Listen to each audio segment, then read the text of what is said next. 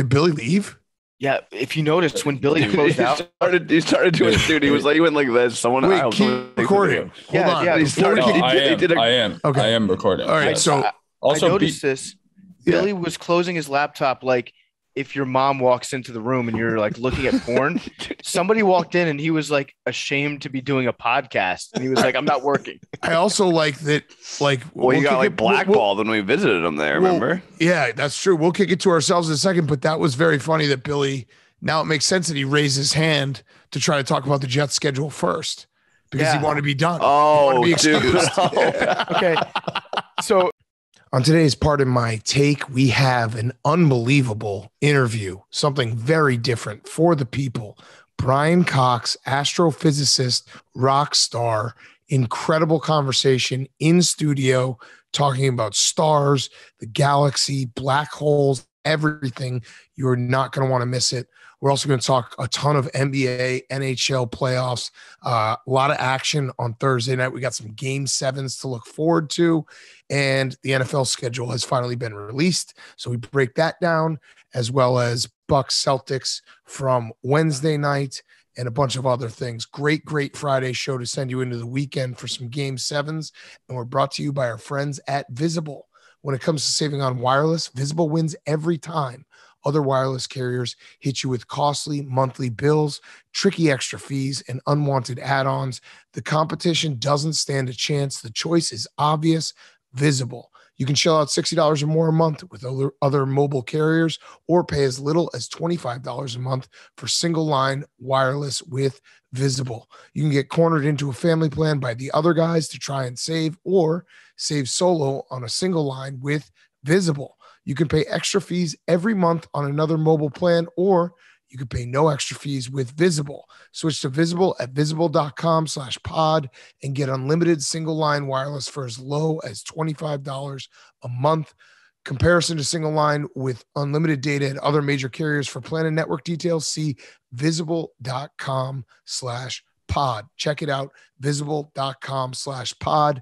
Get yourself the best wireless service in the world. Thank you to Visible for being our presenting sponsor. Okay, let's go.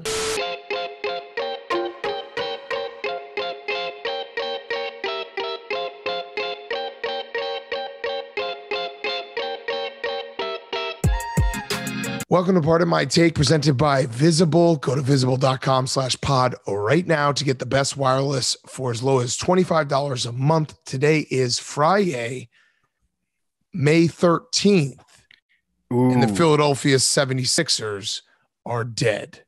DEAD, dead. James Harden had 2 shots in the second half tonight, the same amount of shots that Ben Simmons had in the closeout game against the Atlanta Hawks. They're dead. That's tough. I didn't know that stat. I was just going to say he scored the exact same amount of points in the second half of their final game as Ben Simmons did all playoffs. And I think you go back to the trade and neither team won. It was the classic lose-lose trade. Like both teams in a weird way got a little bit worse from this trade. So you love to see that. I think Doc Rivers had the best quote of the night after the game was over. He said, "I came to the conclusion at the end of this game that we were not good enough to beat Miami." So for all you losers out there that love to say that Doc Rivers doesn't always talk about, he was right. Hashtag Doc was right. You weren't good enough to beat Miami. So that's a great quote. I actually compiled a few quotes. I wanted to do a quote off for you in PFT. Okay. I want you to judge these quotes. James Harden, by the way, I'm the one sucker alive that still believes in Ben Simmons. So I'm like, Nets could still get something out of him. Crazy, stupid, irrational. So I'm not giving up on Ben Simmons. I'm the last person in the world because I'm like 6'10" point guards don't grow on trees, even though he's scared of playing basketball. Either way, James Harden shot 2 times in the second half. Same as Ben Simmons, which we just said, scored 0 points. Ben Simmons actually scored 1 point in that famous second half against the Hawks in the closeout because he hit a free throw. James Harden, let me just do a quiz. When do you think James Harden attempted his last 2-point field goal attempt? I'm going to say 3 minutes left in the third quarter. That would be great. His last 2-point field goal attempt was with 8 minutes, 54 seconds left in the first quarter. Oh, 2-point field goal. Got it. 2-point field goal attempt. He just stopped trying for anything but standing around and shooting threes. And even this is going to hurt Sixers fans. This is a trigger warning. They knew it, though. I think Sixers fans actually are the one fan base they want to just relish in the pain because they hate where this team is at right now. Ben Simmons had a better closeout game against the Hawks than James Harden did. Against at least he drove to the hole. He didn't dunk it, but at least he got it within the vicinity of the basket. I forgot he had 13 assists in that game and 8 rebounds. So, like, say what you want, but he was at least moving around a little bit. Big Cat, I think you're unfairly targeting James Harden for only attempting his last field goal with 2 minutes left in the first quarter. It was his last. No. It was his last 2-point field goal attempt with 8:54 left in the first quarter. So that means he basically just stood around the 3-point line for the rest of the night. I think you're unfairly targeting because he had a good explanation for that after the game. In his post-game press conference, he said, "The ball just didn't get back to me." Yeah. So what are you going to do? And then when asked if Doc Rivers didn't call plays for him, he just said, "Next question." So I have some quotes. I want you guys, Hank, I want you to chime in as well because you hate Philadelphia. I love the city of Philadelphia. I love Sixers fans. I think they want to hear this because I think they want to relish in just how bad this has gotten. But you guys judge which quote is worse. I'm going to give you 3 quotes. Okay. First quote is from James Harden. He said, actually, no, I'm going to go. First quote is from Joel Embiid. He said, "I still don't know how we let him go. I wish I could go into battle with him still." That's Joel Embiid talking about Jimmy Butler. Yeah. Good quote. Bad. That hurts. That hurts. Good quote, though, because I feel like all of Philadelphia and Jimmy Butler said he wished that he never left after the game. I actually think like Sixers fans are like, yes, you are the exact guy. It was like the timing didn't add up in terms of how much they could pay him at that moment. They made a bad decision to pay other guys and not him. But I feel like he would have been the perfect 76ers guy. Like he's perfect for the city of Philadelphia. The city of Philadelphia is perfect for him in a weird, sick, perverted way. They're kind of rooting for Jimmy Butler. Yeah. And it's just brutal to have your franchise player who could have been the MVP and Joel Embiid, who he looked gassed tonight. I'm going to give him a pass for the fact that he was playing with like a half broken body. Whether that's fair or not, like he didn't have a great game, but he literally is a broken man. Having him though say, look around the locker room and be like, that guy who just beat us, who just like stomped us out at our home court in a closeout game. I really wish I had him on my team still. Yeah. I mean, it's true. It's true. It sucks to hear, but it's the truth. It's the truth. That's what I like about Joel Embiid though, is he'll say stuff like that because he knows that he's right. Yeah. All right. Quote 2. This one comes from Doc Rivers when talked about his job. He said, "When I first got here, no one picked us to be anywhere." So just as a history lesson, Doc Rivers got there. He's been there for 2 years. So going back 5 years, in 2018, the 76ers lost in 5 games in the conference semifinals. In 2019, they lost in 7 games in the conference semifinals, the famous Kawhi shot against the Raptors. In the bubble, they got swept in the first round. Doc got there. They lost in 7 in the conference semifinals last year. They lost in 6 in the conference semifinals this year. They've literally just gone. It was like they've been just doing the same thing year after year after year. Doc Rivers has had no impact on it. They were on the exact same trajectory. And he's like, we were a mess when I got here, but I fixed it all to get us right back to where we were. I actually no. This is a marked improvement for Doc Rivers because there was no washout. At least there was no big choke job this play. It was just kind of like the same miserable bad vibes. We talked about bad vibes with like I think that was Kurt Goldsberry gave us Chris Paul as number 1 bad vibes guy. I sat down. I made an all bad vibes team tonight at dinner. You want to guess who's on it? So Chris Paul's the 1. Mm-hmm. Harden's the 2. Mm-hmm. LeBron is the. Are you gonna throw Simmons in there as like a center? Yeah, you could have him as center. He's on the bench. Okay. He's the bad vibes guy that's on the bench wearing a funny outfit. 3 is Paul George. Mm-hmm. Well, it's 3/4 Paul George and LeBron. They interchange. And then Dwight Howard at the 5. And it's funny because if you look at that starting 5 of all bad vibes teams of guys that are just like trash in clutch situations, if you gave me the starting 5, I would still be like, yeah, that team's It's going to be they win everything. NBA championship. Yeah, they'd win everything. So the 76ers are their playoff performances in the last 5 years are almost an anagram. If they had lost in 5 in this season, it would have been literally the perfect, like, lost in 5 in the conference semifinals, lost in 7, 4-game sweep, lost in 7, lost in 5. So Doc Rivers, he's done a lot. Palindrome. And they have palindrome. That's right. It's late and I can't talk. Last quote. And I think this is the worst quote for Sixers fans. It's a simple quote. It's just James Harden, when asked if he'll opt into his contract, he said, "I'll be here." I'll be here. 47, I'll be addressing the media. $47.366 million next year. That's crazy. That's awesome. God bless America. James Harden has it figured out. Seriously, like you show flash of promise, you get paid like a motherfucker, and then you don't get paid that much in the playoffs, right? Look at his face. The guys at the end of the bench get paid the same as the stars in the playoffs, right? He's like, I'm not getting paid enough to show up for the playoffs. Fuck this. I'm going to take some shots at halftime, maybe rip a zigzag and come out and not play basketball in the second half unless you pay me more. Oh, look at Hank's face. He's in shock. $47.366 million. Opt in. I would say he's probably going to opt in. I'd say he probably won't walk away from that money. The only thing that he might do is he might do an extension. No. I think the Sixers' only choice, as crazy as it sounds, their only choice is to extend him and like move some of the money around. Like he's going to opt in. What if, what if he goes back to his old tricks and he just shows up, he just eats his way through the summer, shows up fat, demands another trade? But it's but he gets to, like, it's his choice of whether he wants the $47.366 million. It's not the Sixers' choice. Yeah, but can't the NBA, the contracts are so fake but like for the players, not like the NFL. Like, can't you opt in and then get fat as fuck and then demand a trade and still get paid? I think that would still work. Yes, of course. But I honestly think the Sixers might consider being like, don't opt in. We'll sign you an extension that will be more than 47.366, but it won't be 47.366 for 1 year. Yeah. All I know is I need there to be a way for James Harden to make his way to the Lakers. I need LeBron and Harden to team up together.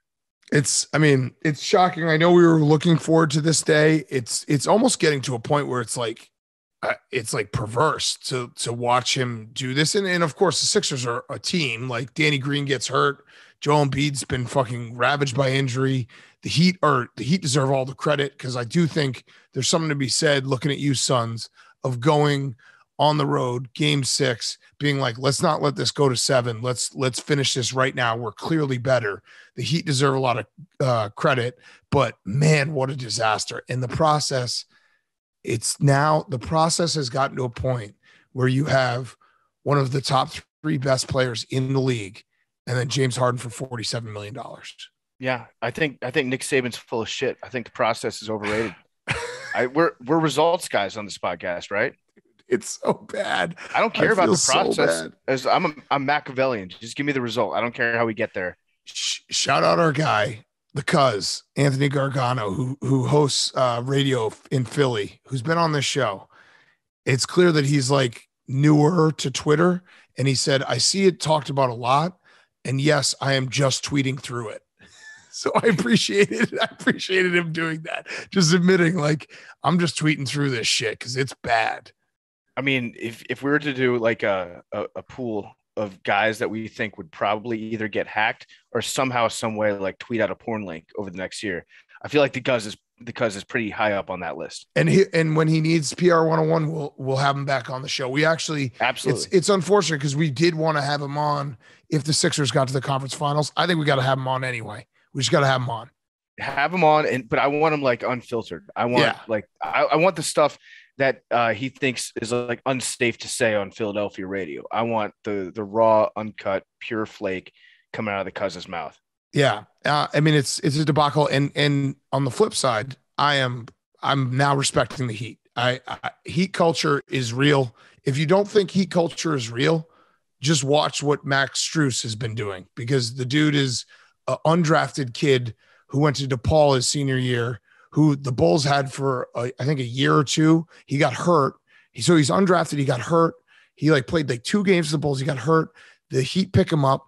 And then in a game 6 elimination on the road, he drops 20, 11, and 5. That's Heat culture. Max Strus is awesome. That's Heat culture, though. I started noticing him only 2 weeks ago, I think, because he was getting an unusual amount of playing time. Probably the Kyle Lowry thing had his minutes increase a lot.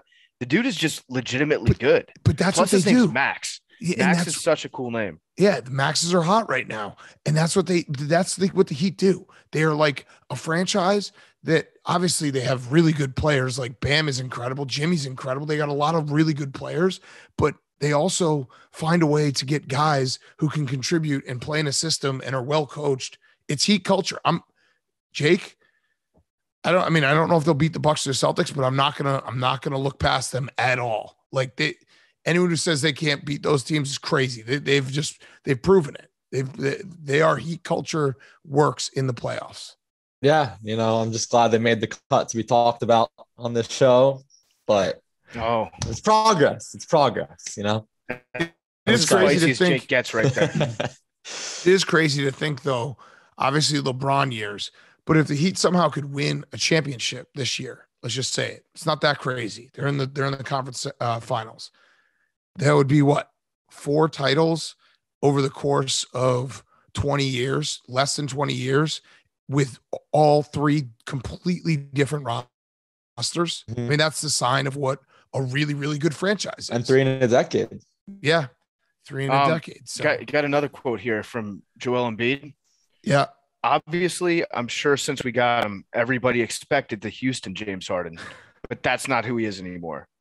He's more of a playmaker, I thought, at times, as with all of us, who could have been more aggressive. That's just Joel, and you can't say shit to him because he's right. That's the thing. Right. The truth will set you free. Joel, the truth will set you free. No one's gonna be mad at Joel Embiid for telling it like it is right now. Because James Harden I might be actually flipping on James Harden. I like James Harden now. Yes. I don't like. It's fun to talk about the choke jobs in the playoffs and him just not showing up. But now it's just James Harden, I think, he's got it all figured out, man. Do you know what it is? Fuck, and he doesn't even have to show up for work. He can just get fat all the time and not work. That's the American dream. You know what it is? I think it's because it happens every year. It's can you cancel someone multiple times, over and over? Eventually, everyone's going to put down their pitchforks and be like, well, this is kind of tiring. James Harden, every year, the internet's let's rally and get him. And yeah, it was fun. And I tweeted a picture of him just looking so tired and just beat to hell. But there's a small part of me that's this guy, no matter what, we always end up right back here. It's the story of the scorpion and the frog, where that he's a scorpion. So the frog's taking him across the river, and then the frog, it sinks actually this time. And it's what's up with that? And the scorpion's sorry, I gained 70 pounds. I'm James Harden. You should have known that. Yeah. And I got out of breath and I didn't really want to shoot it. You know what the craziest part is? He played the entire third quarter. I think he played 21 minutes in the second half. Again, so it wasn't he wasn't playing. You can't help but respect that. You know who he is. There's enough body of evidence out there right now to know exactly who James Harden is. Hank is still amazed at how much money he's making. 47.36. That combined with Billy's just been having an absolute feast over here. I'm just impressed with how much he's been eating. And Billy, it's great too because yeah. My game ball? Yeah. Tomas Nosek, he had 2 points and was instrumental in the Bruins win. Nice. The best part is Billy's just eating, and he also no matter what the plans we ever do on this podcast, we had a very set plan. He's always the first to text being what's the plan? We literally said when I was walking out of the studio today, you go, what's the plan? I was let's wait till the second half. And then if it's out of hand, we'll hop on right around the start of the fourth quarter. It was halftime, and you're what's the plan? Well, I'm just trying to stay on top of things, business first, of course. But I got hungry. It is eating hour. All right. So that game, Sixers, I mean, yeah, I don't know what to say other than they got problems. They got big time problems. I don't know if Doc Rivers, He did. No one expected anything out of him when he got there. Listen, if you look at the trajectory, it improved over last year in a way. Kind of. Actually, no. No. You don't think right now? One game less. Where the team is at right now? Do you think one game less? I feel like the vibes are like slightly higher than they were last year when they got eliminated. They're slightly higher, but they're still really bad. Yeah. They're still negative vibes. They're just not super negative vibes. Right. Yeah. They're less low. But even actually, I don't know. Maybe not, because the Ben Simmons part of it, Philly fans going out of last year could have told themselves, well, at least we can do something about Ben Simmons. James Harden can opt in for $47.366 million. Anyway, it's almost like a reverse hostage situation where like James Harden he's holding himself hostage.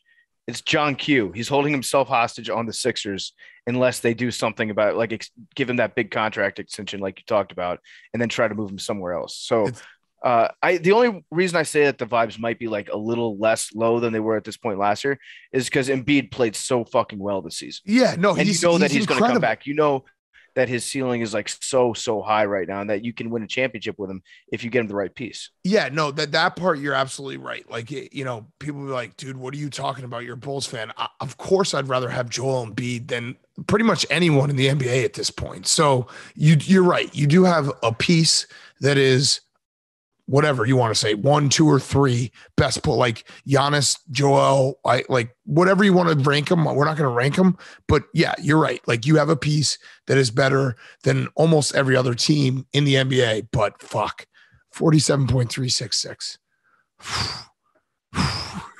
That's so bad. All right. Suns game just went final. Mavs forced game 7. Chris Paul opted out of this game.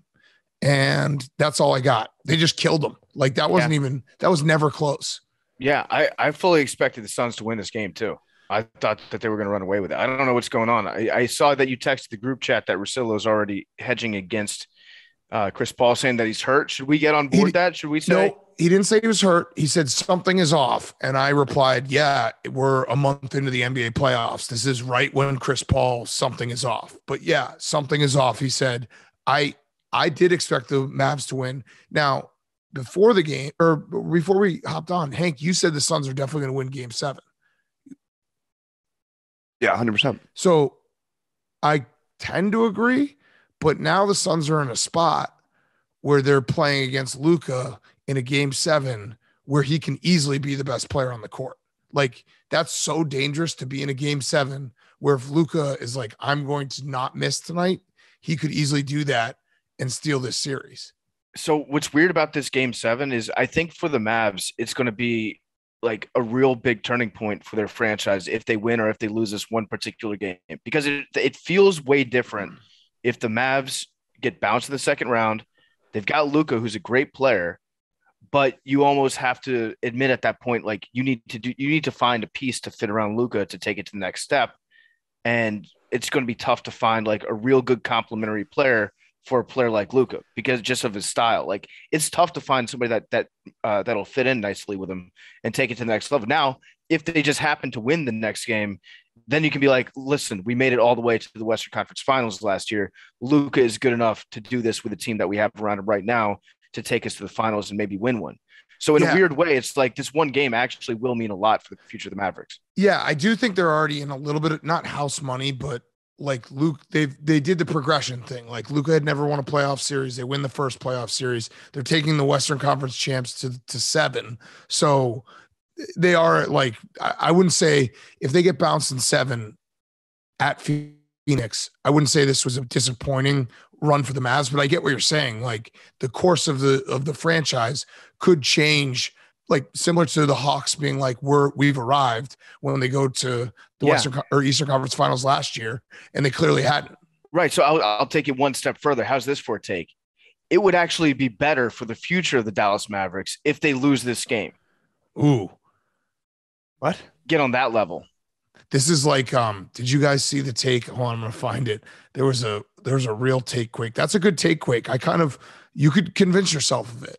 I get what you're saying. I don't agree. Listen, but I get it's what you're stupid as fuck. Saying, yeah. But it's fun. But you know what I'm saying? Like, if they had gotten blown out in the second round, then I feel like Mark Cuban would kind of like have to go nuclear and try to put something good together and get like an awesome player to team up with Luka to take that next step. It would be like, all right, we need to do not a rebuild, but we need to like actually focus on getting like as much new talent around Luka as possible. Whereas if they make it to the finals and they put up like a decent showing in the Western Conference Finals, then you can go into the offseason with the mentality of our team's good enough. We just need to be together for another year.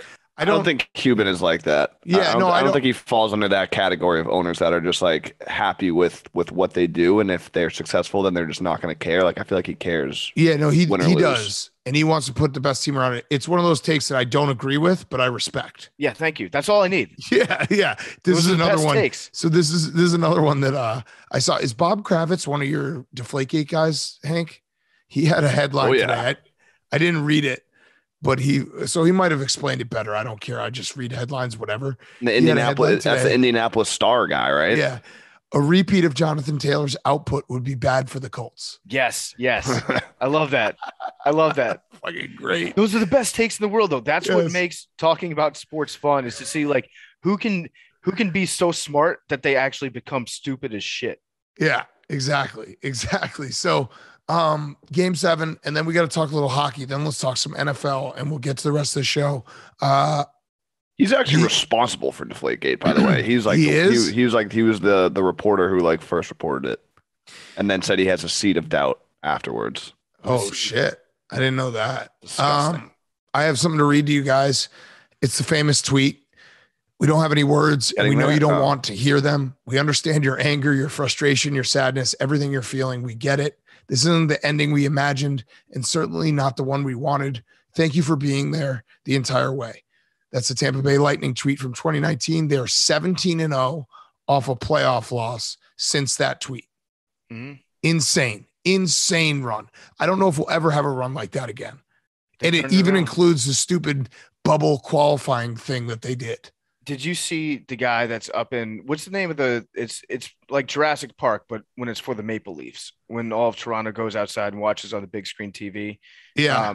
There was one guy, and it's tough to tell because the Lightning and the Leafs have very similar uniforms, very similar colors. And so there's a guy that's wearing a Lightning jersey, and right after they score in overtime to win, the whole place gets like super quiet. Everyone puts their head down. The guy in the Lightning jersey slowly, just calmly takes his jersey off and wraps it up so that he can walk out of there and get home safe. It's awesome. It's such a funny video. Perfect. It's a smart move too. That, like, credit to that guy for not even celebrating, for knowing his role in that environment. My question actually is, why was he there in the first place? Right. If he didn't think that he was going to win in the middle of a bunch of pissed off Torontoians, but still, like, great situational awareness on his part. The fear in the city of Toronto on Saturday morning, waking up, is going to be at an all-time high. Like, this is just everything. They haven't won a series, since 2004? It's crazy. It's crazy that they're going into a Game 7 against the defending Stanley Cup champions. I'm nervous for them. I think they're going to win, but I'm very, very nervous for them. This is, if they go down early, things could just get real ugly, real fast. I think they're going to win too. I haven't been a Maple Leaf supporter for longer than like a month, but if there's one thing that I feel about this type of team, the Toronto Maple Leafs are engineered to win clutch playoff Game 7s. That's just in their DNA. You see them play at their arena. You see all the banners hanging up. I think some of them are even from as late as the 60s. Like, that's just what this team does. They win clutch Game 7s. Yeah, they do. Game of the year, Lightning. I couldn't love a team anymore. 2-time defending champs. Game of the year? Game of the year. Wait, you game of the year. Celtics, okay, all right. Game 5, that hit. 2-time defending champions. They've been there. They've experienced it. They've played as a team. They've won championships. This is the first round. They don't have as much pressure. Toronto has they have the pressure of a city that needs a championship and an entire country that needs a championship. But they have me. There's no, and exactly. That's actually worse. That's like the straw that breaks the camel's back. That's fucked up. You can't curse something that's been cursed forever. But you can make it worse. You can like join the bandwagon. Or I don't know. make it Game better. of the year. Or Game I of the make year. it better. I like how confident you are on hockey. Like, I don't know. It's hockey. I don't fucking know. But that's where it's not hockey, Big Cat. It's life. This is psychological. Yes, I see what you're saying. All right, so Hank, your hockey team, also Game 7. You fell asleep though. Speaking of psychological, I mean, I can only go through stats. I can only go with what I know, and that's that the 2 games they won, we were traveling, and then we were in Vegas, so I didn't see those 2 games. Tonight, I was tired watching like the beginning of the first period, fell asleep on the couch, woke up, the game was over, we won. So I can't watch Game 7. Like, I'm not going to watch Game 7. I can't. I have to just go with the stats, right? Yeah, absolutely. I mean, that's what happened with you and the Patriots. You were in the concourse. I think you got to do that again. These ones weren't even intentional. These weren't even like, let's superstitiously not watch. This was just like, I was traveling and then I fell asleep. But stats are stats. I think you need to just like wake up. When is Game 7? Saturday. 3 Game 7s on Saturday. Saturday. So you need to just not think about the game at all. Not even check the score until after the game's over. 7:00, and then I kind of like that. And the Lightning Maple Leafs are on 7:30, so I'll just watch that. Yeah, I should correct that. The Oilers are up 2-1 going into the third. But there might not be 3 Game 7. I don't want to jinx that. I have the Kings. It could be 2. Should we talk some NFL schedule before we get to the rest of the show in studio? Yeah, just quickly. Fuck the Wild. Terrible team. Terrible franchise. Right. Worst future ever. I think the big news from the NFL schedule off the top is that there's an AWL in NFL scheduling department because we get the Bears Commanders Thursday night football and then Bears Patriots Monday night football in back-to-back weeks. So someone's fucking with us. I love that. I'm so glad that Thursday night football is actually like the perfect venue for the Washington Seawards and the Bears. It really is. And it'd be great. We got to think of something good to do for that stream. Maybe we can go to the game. I don't know. Yeah, well, I'm down. And it also is nice that they finally figured out, like someone in the NFL scheduling department from the Bears perspective said, oh, week 7 is right around when the Bears are going to be so bad no one wants to watch them because they have 3 primetime games in the first 7 weeks and then they're done. Genius. Billy. You're raising your hand, Billy. So I just want to talk about the Jets schedule. My prediction is either what? No, go off. You had your hand raised for like 20 minutes.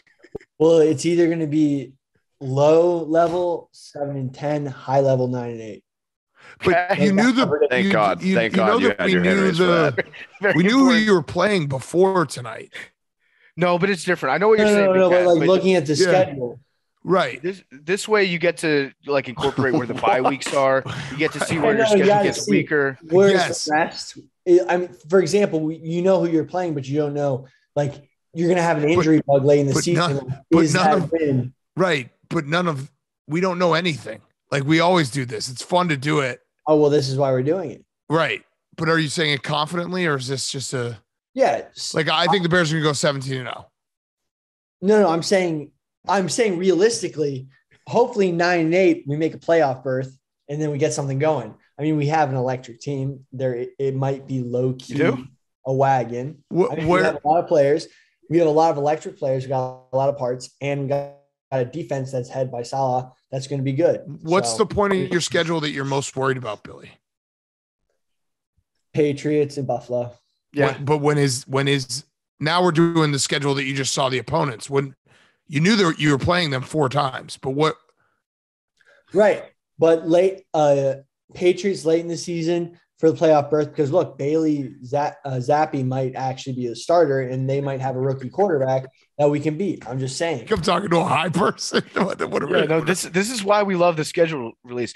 And for me, you, Big Cat, Jake, they always play the Patriots. Right? That's how it works every fucking year. That's what I said. They're playing the Patriots and Bills no matter what. Yo, think about this. Imagine if Mac Jones gets benched for Bailey. And then, like, we have a Patriots team for the first time in disarray. But, like, we haven't seen that in years. Yeah, we haven't seen a Patriots team led by a rookie quarterback. And I literally couldn't even think of the last time. Since last year, and then maybe you can count Garoppolo. And then, like, Tom Brady, like, 20 years ago, legitimately 20 years ago. So I'm just legitimately not 20 years ago. But also last year would probably be, like, they've kind of experienced it. Right. The most recent season. I think there's going to be a quarterback controversy in New England that is going to actually like really tank them. I'm just saying, why'd they draft Bailey? Just saying. Okay. Thanks, Billy. Okay.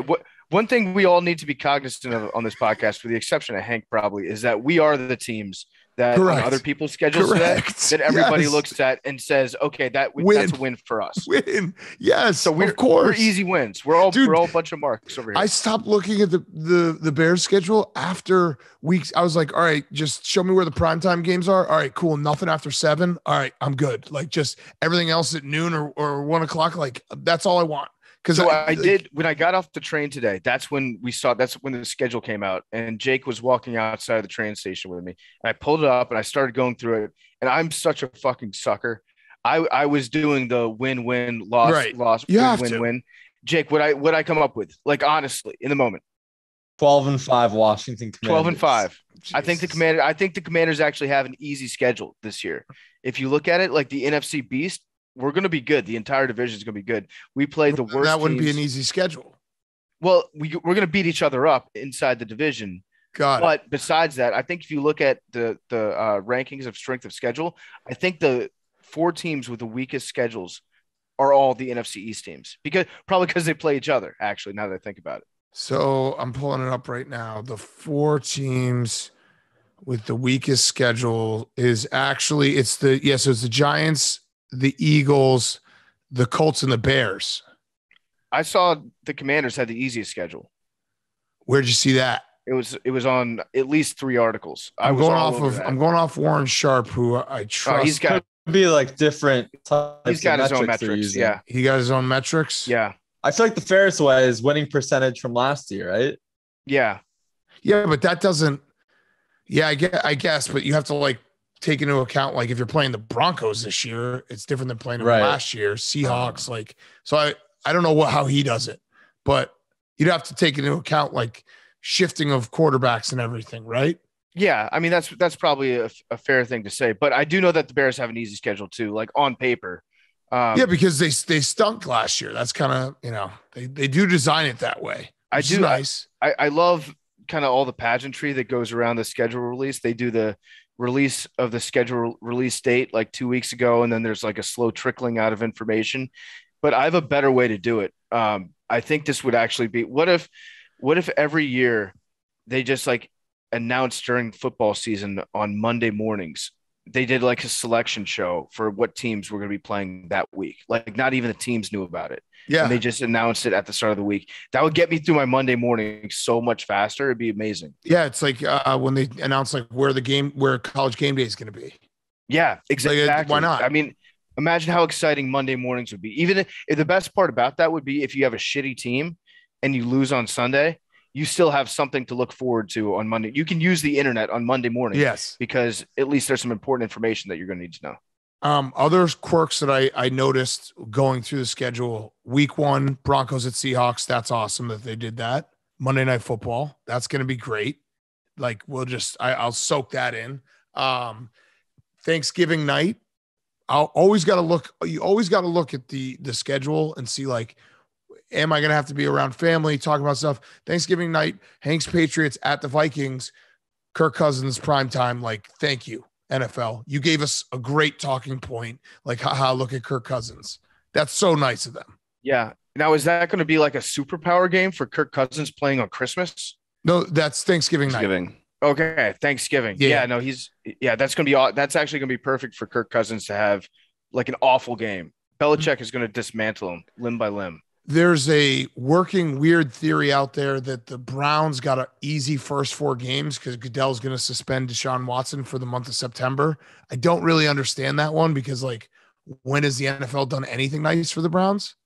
Yeah, it doesn't add up. It doesn't add up. They do have an easy schedule to start. Like that would absolutely be the first time that Steelers fans would be NFL rigged because the Browns are getting a break. Yeah, they play the Panthers, the Jets, the Steelers, and the Falcons. So it is an easy first 4 weeks. And then the last one, which Roger Goodell, like, you didn't have to do this. We all were going to watch NFL anyway.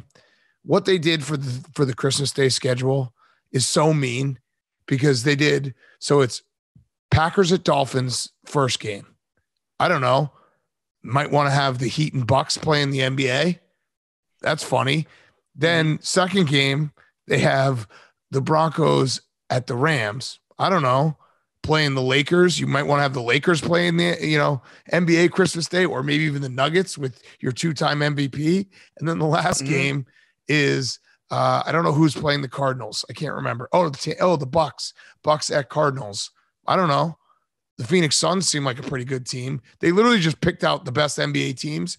I think the Bulls and the Knicks are going to just have to play 5 times on Christmas Day. Like, that's the only thing they have left. I didn't notice that about the schedule, but it's so funny. I guarantee you that crossed Roger Goodell's mind. He's like, if we're gonna invade Christmas Day, we're going to take the entire fucking holiday for ourselves. They took five teams that sitting right now, you would say are almost a lock to be on the NBA's Christmas Day schedule. 5 teams. Yeah. The Bucks, the Heat, the Lakers. You could even throw the Clippers, the Nuggets, and then the Suns. They just completely cucked the NBA on their day. I love the first game of the season. Oh my God. The Bills, the Rams. Yep. As the kickoff game. So I've never done a game of the year, but I think I'm in advance calling that my game of the summer, maybe just game of the year on the over, calling it right now. Like throughout the summertime, when I'm making the over is going to happen. Turf. And I'm going to like save money as much as I can over the summer, bit by bit, and squirrel it all away to make this my biggest bet ever. I can envision that being like a 48-47 ball game. Yeah, that's going to be a fun one. God damn. And then we also have Bucks at Cowboys Sunday Night Football to start. Good job. And if I scrolled through it, and honestly, there's like nothing you can say like, oh, that game shouldn't be like, I just want football. Yeah. I just want football.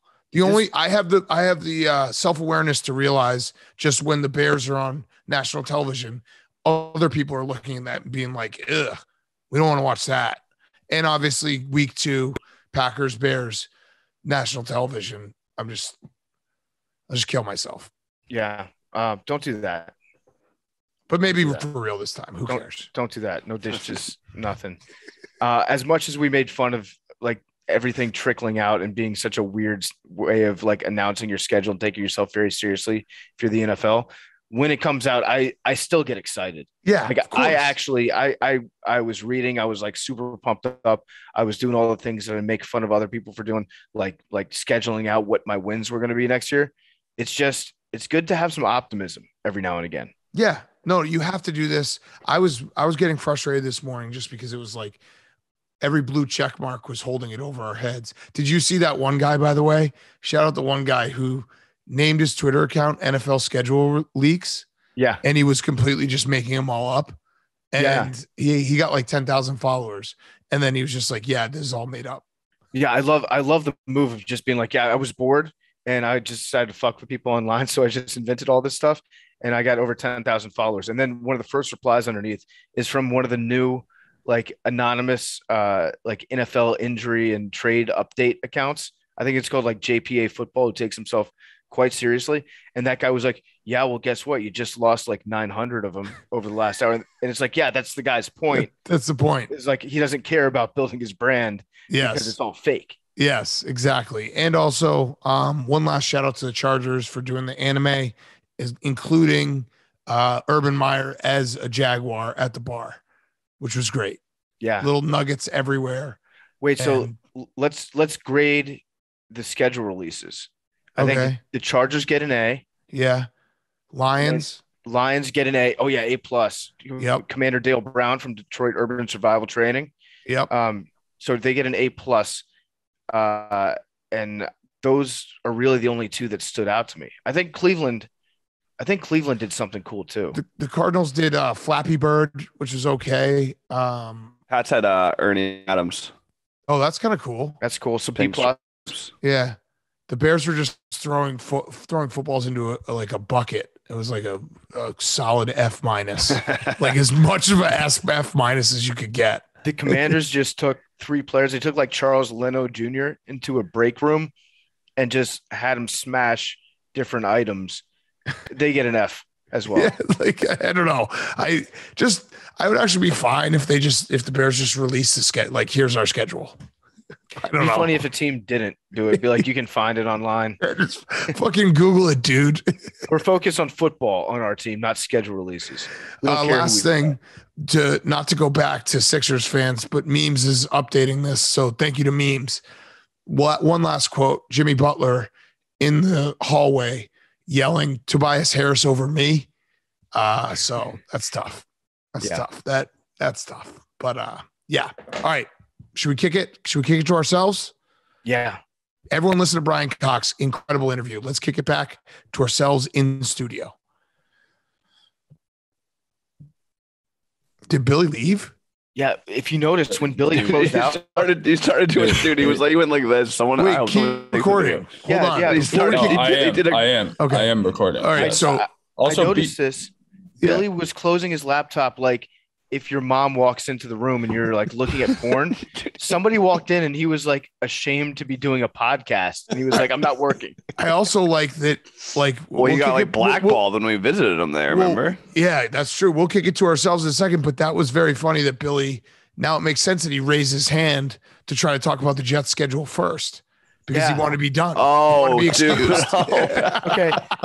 So oh my God. I don't want to throw Billy. All right, let's talk about that schedule. He was like this. Yeah, he was like, oh, Jets first? Let's do it.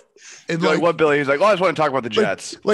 Of course, we're going to lead off with the fact that our three teams play each other in like a round robin in Jets, like 2 weeks. Jets are going. He's like, no, Jets. Jets. Okay, so I don't want to throw Billy under the bus, but he did reach out to me at 11:02, and he said, low key, how bad of a move is it to not zoom in tonight? So something weird's going on. And I told him, I said, it's not a good idea to just not show up at all without asking ahead of time. No. Correct. All right. We'll leave this all in. When I picked it up, he was just like walking through a neighborhood and was like, oh, let me find somewhere good. And he was on his phone and then just like walked into a TD Bank and like sat on the counter of it and was there like before. And like, we were trying to set up PFT's mic and he like kept trying to get in. So I was like, Billy, just fucking hold on. Like, I'll get you in after. And then that's when he showed up on a laptop. So I was like, all right. So confused too, because I texted everyone and I said, let's start at 11:30. And at 11:25, Billy texted, let me in. Yeah.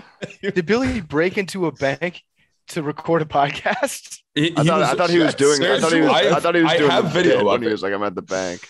No, Jets schedule first. So with his hand up. So funny. He makes me laugh. All right, this will be on PMTV, I guess. Yes. We'll I say keep this in the podcast. Yeah, keep it in. Keep it in the podcast. Yeah. All keep right, it in cool. the podcast. Now let's kick it to fuck it. ourselves. Yeah, All right. great show, boys. Let's kick it back to ourselves. Before we get to the rest of the show, brought to you by our friends at CHEVY Silverado.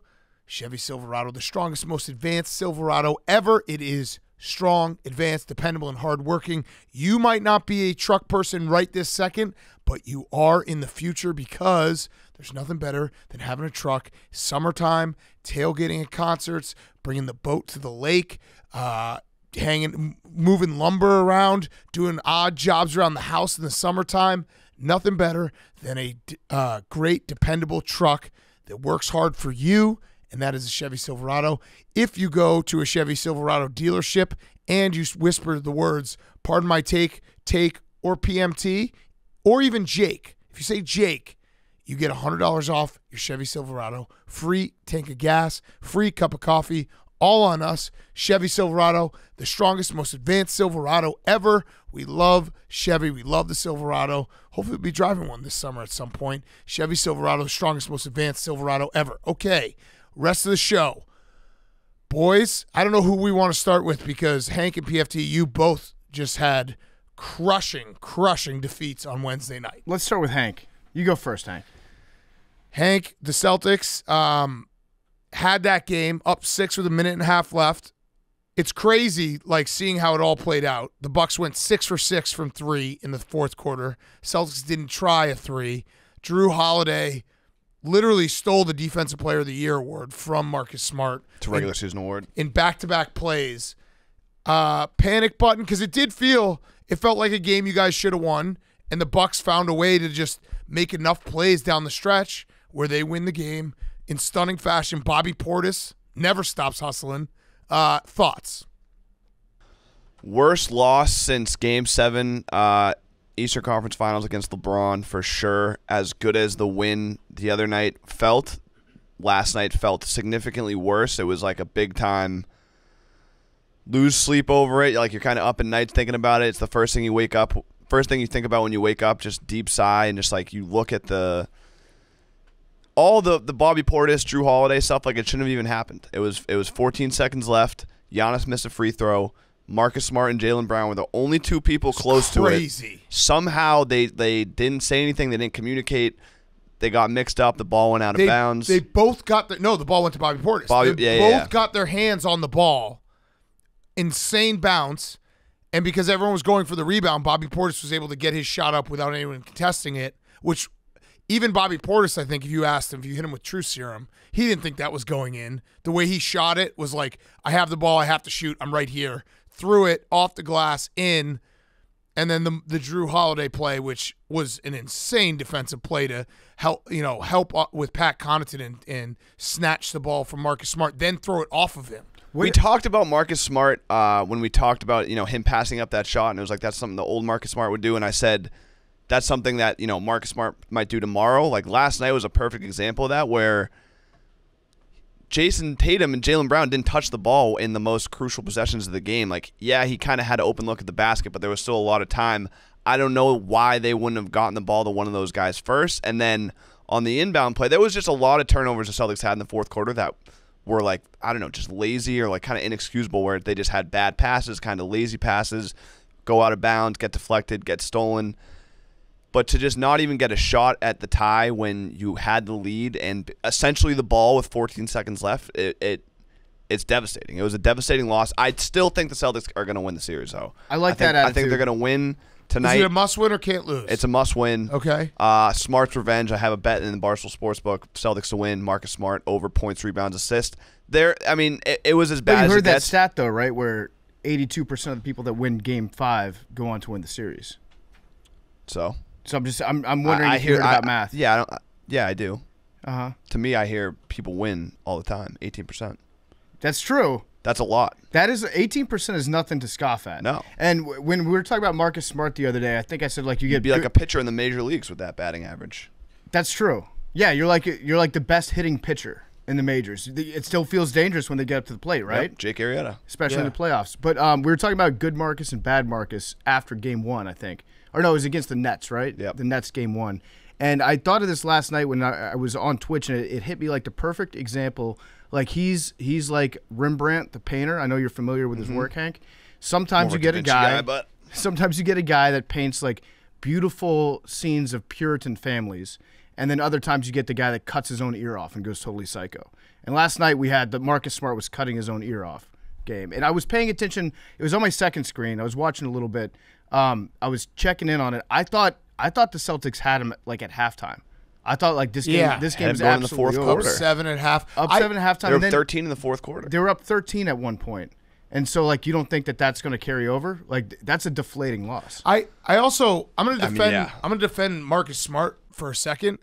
I think that was more of an incredible play by Drew Holiday. Now I'm talking about the cut to the basket off the inbound on the side out with 14 seconds left. That was just a great, like he beat Pat Connaughton to get the pass, to get the open shot. Drew Holiday just made a great help defense play. Like I don't really know. I think Marcus Smart. There's still so much time left on the clock, though. Like it's like that. I something tells me that that's not what they drew up. They weren't like get the ball, drive to the hoop immediately, Marcus Smart, because then you're going to give him, 7 seconds left to win the game. Like that's not.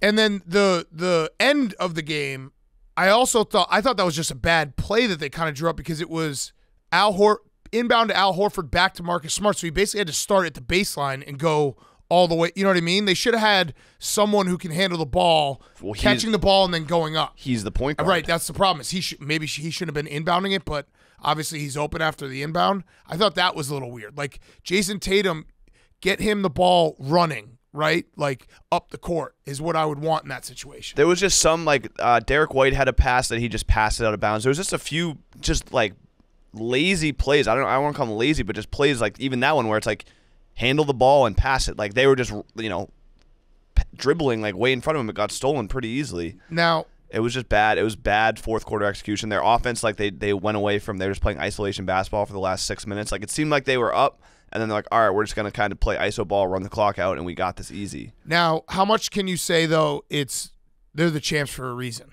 because it did feel like the Bucks. Like not without their second best player. Giannis making big plays, hitting 2 threes in the fourth. Giannis scored 40. He kept them afloat at times. That felt like more like they're the champs for a reason. They find a way to make a big play when it matters the most. You got to beat them without their second best player. It's unacceptable. So where are you at on percentages? You said 18% is pretty good, but I get the feeling that you're more in the 22, 23% range. That they lose. So you're saying 67% chance that they win both these games. Yes. That's the wrong math, isn't it? Yeah. Not even close. I think 77% chance. I would say that Game 6 is kind of like, if the Celtics win Game 6, they're going to win the series in my mind. I agree. Like the Bucks have to win. The Bucks actually have a must win, because going back to Boston for a Game 7 after you could have closed them out at home, that feels like a must win. That's a can't lose to me. Yeah. That's a can't lose. Okay. Game 6 at home, you don't want it to go back. That's a can't lose. So it's a must win versus a can't lose. It's a must win versus a can't lose. We'll find out tonight which one is more important. Wow. Huge. Smart revenge. You were Liam said that he had to take a walk after. Yeah, I mean, I was like, I just sat on my couch kind of staring for like a while. And like I said, it was the first thing I thought about this morning was just like 14 seconds left with the rebound. Like it should have been 14 seconds left, up 1 with the ball. And instead it was down 1 and then down 3 in 2 seconds. It was horrible. Yeah. Yeah, it was. They like changed the way that they were playing essentially. Once they had the lead, they did kind of play like not to lose instead of to win. Right. Like they were like on their heels the whole time, essentially, with like once there was 5 minutes left where they weren't pushing on offense and their defense was just like playing prevent defense essentially. Yeah. And then eventually like they're just going to get picked apart doing that. I want to go to Game 7. I do too. I'm rooting for that, and it's not because I want to see the Celtics lose right now. I actually want to see Hank happy. I want to see him thriving. So I'm rooting for the Celtics hard. I want to see them lose in the championship. I want to get that heartbreak. Okay. So I'm pulling for you, Hank. And then the other heartbreak we had, PFT's Caps were up 3-0 in Florida. Felt like it was stranglehold on the series, and then the Panthers showed up and absolutely like blitzed the Caps. It happened so fast. All right. Well, to be fair, they also concussed our goalie.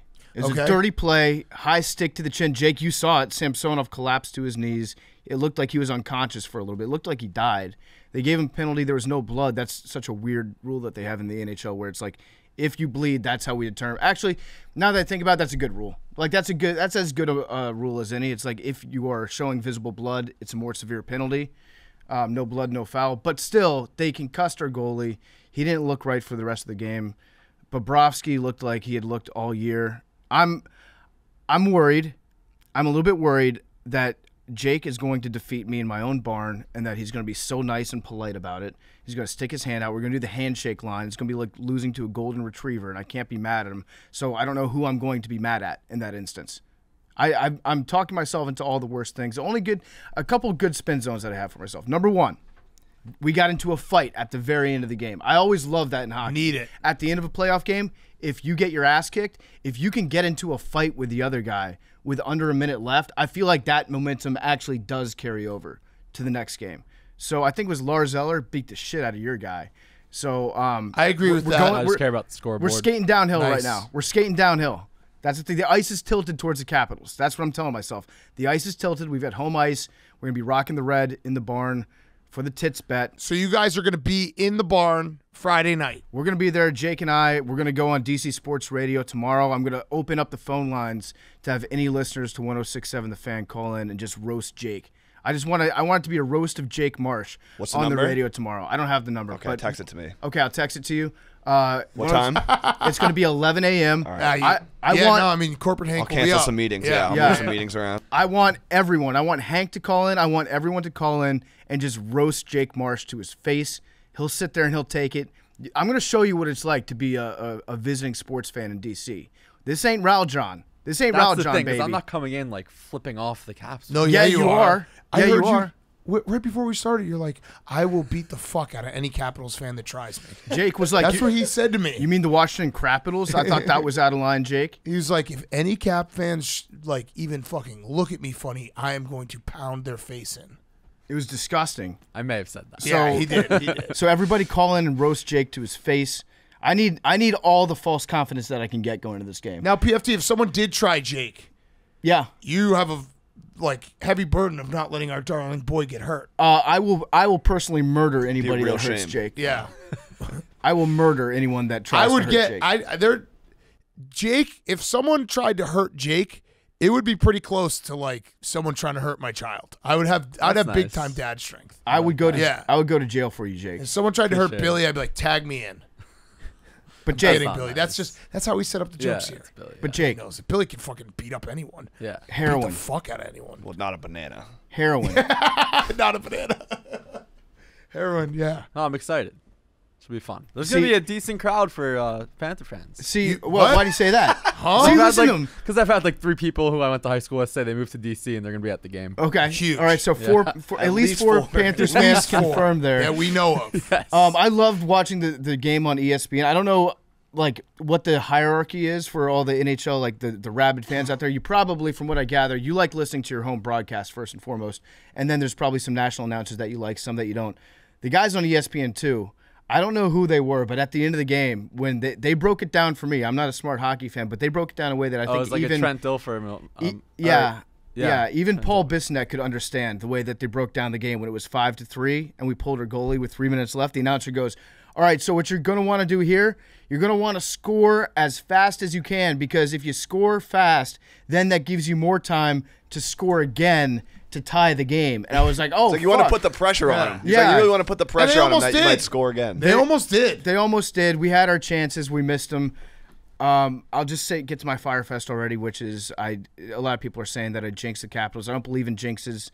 I did say when they were up 3-0, I was like, if we win this Stanley Cup and the next Stanley Cup, does that count as a dynasty, taking into account the 2018 Stanley Cup that they had? I was just asking the question, and I think it might. Starting debate. I think that's too many years. No, in COVID. between. You have a COVID. COVID years doesn't count. And then last year, Mickey Mouse with no fans. In I think it does. I think only because of COVID. Here's the problem. You could make it work. I think it would if the Lightning hadn't won 2. But those are COVID. Right, but the Lightning won 2 in that in between, so it's like tough to. Well, that's like bubble the championships. Rockets winning when the Bulls weren't winning. Right, they didn't have you wouldn't call the Rockets a dynasty. No, I'm saying I would call the Bulls. That entire thing was a dynasty. Right, 6, not 3. I'm going to count, and it was 3-peats. It's really 3 and 5 years at that point. That's if we win this Stanley Cup and next year's Stanley Cup. Oh, you're counting. You're eliminating COVID year. Eliminating COVID year altogether, and then last year I'm calling it a Mickey Mouse one because certain teams did not have fans. Got it. So yeah, I guess if we eliminate two years, then yes, it'd be okay. 3 and 4. Good, but I did tweet that out. When you do it that way, yeah, you're right. Within 30 seconds of my tweet, the Panthers scored their first goal, and then it just never stopped after that. And I experienced the same thing that Hank did, where I sat and I stared at my TV for a long time. It was actually shocking that it happened like to both your teams at the exact same time almost. Where it's like, oh fuck. That's the price you pay. Bad. That's the price you pay for rooting for excellence. Yeah. Other games that we had, we have a new narrative that's very fun. Are the Grizzlies better without Ja Morant? I love that narrative. So I love that. People are talking because they absolutely whomped the war. It was shocking to watch. It was so shocking that I watched the whole first half, and usually it's like auto bet Warriors second half. I just went to bed. I was like, the Warriors don't want to be here. They packed it in. The Grizzlies are absolutely killing them. But the stat is the Grizzlies are now, I think, 21-6 without Ja Morant. Interesting. 21-6. That's very interesting. I still can't not bet the Warriors though. The Warriors are going to be, as long as they have Steph Curry and Klay Thompson and Draymond Green playing, I'm going to automatically bet them. Yeah. Because I feel like they can't be this bad at shooting for this long. It was a stunning game. But I also do think, they tried to make a little push in the middle of the second quarter, and the Grizzlies stayed firm and then extended the lead. And at that point, I think the Warriors were like, this is not us tonight. We're out. Yeah, so I think that the Warriors are that good of a team where if they think that a game is out of hand, they don't have to really try to push back from a 20-point lead. Right. They can just say, we'll roll the dice in the next game because we're a vastly superior team. Right. I do like the fact that Ja Morant, his bone bruise, was not caused by the violation of No of way. the code. No way. He just like banged his knee on a separate play, and then he went back and he was like, "That's a violation of the code. You can't do that." But John Morant's probably out for the rest of the playoffs, right? I believe so, but that means they'll probably win the title. Pro Football Doc. Bone bruise. Contusion. Deep. How long? Medium depth. John Morant's a pussy. Yeah, no, like a bone bruise just like stings at first. Yeah. And then it's like it's a bone, so it doesn't really move, so it's like not really sore. So just deal with it. Yeah. Bones don't move? No. Think about it. Hockey players, they play with bone bruises all the time. Bones move, but muscles are moving the bone. The bone doesn't actually move. Bones break. Bones break, but they don't move. And they don't bend. But I'm moving. You're moving the My bones, bones are but your moving. muscles are the ones moving. The muscles are moving the bones. Yeah. So 2 hours. What's moving the muscles? Electroshocks causing contractions. What about your heart? Well, it's electricity. It's polarization, depolarization of the heart. We're organic robots. Like Teslas. Yeah. Okay. Hell yeah. Credit to us for not no one throwing in a bonk there, because that could have. We're just talking about bones moving. Bonk. That's it right there. Yep. All right. Rangers and Penguins have some bad blood, which is awesome. Need it. Sidney Crosby out. I don't know how long he'll be out. Somebody told me that he was going to be out for like the rest of the playoffs. Well, he does have concussion history. It's an upper body injury, which could be anything above the penis. I think it might have been a concussion. Maybe I'm wrong, but it was an elbow. It felt like to the face. So Sidney Crosby is a guy that, like, I begrudgingly have to admit that he is one of the greatest hockey players of all time. Very, very good. I want to root for him to be out with an injury, but like if it's his head, given his history, I feel a little bit dirty about that. So I'm just going to say I think it's his shoulder. Okay. Until proven wrong. I think it's his shoulder. Yeah. I think he separated his shoulder, and I hope it keeps him out for the rest of his career. Now, that being said, if it's his head, I hope that he returns and makes a full recovery within the next, 12 hours. Right. And that he's fine. But I really hope it's his shoulder and that he's never able to play hockey again and that he dies alone. Okay. There it is. That's perfectly put. Mm-hmm. Okay, let's get to our interview. We got an interview that is something very different, but very interesting. Brian Cox, who is, what is his official title? Astrophysicist? Rockstar, astrophysicist. Yeah. Crazy conversation in studio. Blew our minds. Will blow your mind. Hit the blunt now. Hit the blunt now. Good point. And then we'll finish with Fyre Fest on the other end. Go check him out on his tour. Yes. Billy and I stopped by, and we stayed for the first hour and a half of it. It was, I looked over at Billy, and he seriously had his head in his hands, and I watched his mind explode when he was discussing black holes. This guy's a fascinating interview. Yes, absolutely. All right, so let's get to him. Okay, we now welcome on a very special guest, something a little different. It is Professor Brian Cox. He is a physicist, very highly acclaimed. I actually have to tell you right now, though, up until 10 minutes ago, we thought we were getting the guy from Succession. Do you know? I know him. Oh. And we went out for dinner together in London about 2 years ago. And we planned it. So he went into the restaurant and he said, "You have a table for Brian Cox?" And they said, "Yeah." And he went and sat down. And then just after I went in and said, "You have a table for Brian Cox?" And they panicked because they thought, "Oh, no, we've given the wrong table away." So, yeah. Did you eat dinner with him? Yeah. Okay, there we go. Both Brian Coxes. I'm just imagining the back and forth conversation at that table. You two have both very distinctive voices, but at the complete opposite ends of the spectrum, where he's screaming, you're like, "Oh, yes, it's lovely." Yeah. Yeah, he's quite gentle, though, in real life. He's not the Succession character. Yeah, I mean, I was joking, by the way. We knew you were, we actually requested for you to come on the show. I was just trying to gain a mental edge because I know this is probably not going to go well for us, understanding everything. But it's great to have you on. It is a little different. I guess, I don't even know where to start with a guy. All right, let me start with this. When you go on podcasts and you go around in life, does it ever get tiring, everyone being like, "There goes the smart guy"? No, I mean, it's incorrect. I always say to when I go to schools or something and talk that scientists are no smarter than anybody else. They're just people who got interested in nature and in the sort of big questions that we'll talk about. But it's no more difficult than learning to play guitar Well, you don't Which expect. also, to be you're able an to- acclaimed musician who is in a band who has 2 albums. So yeah, okay. There is that. Yes, I did that as well. Yeah, you're like it's like learning Now a that you bring musician, that which up. I also do. Yeah, but it's about practice, really, and it's about what you spend your time doing.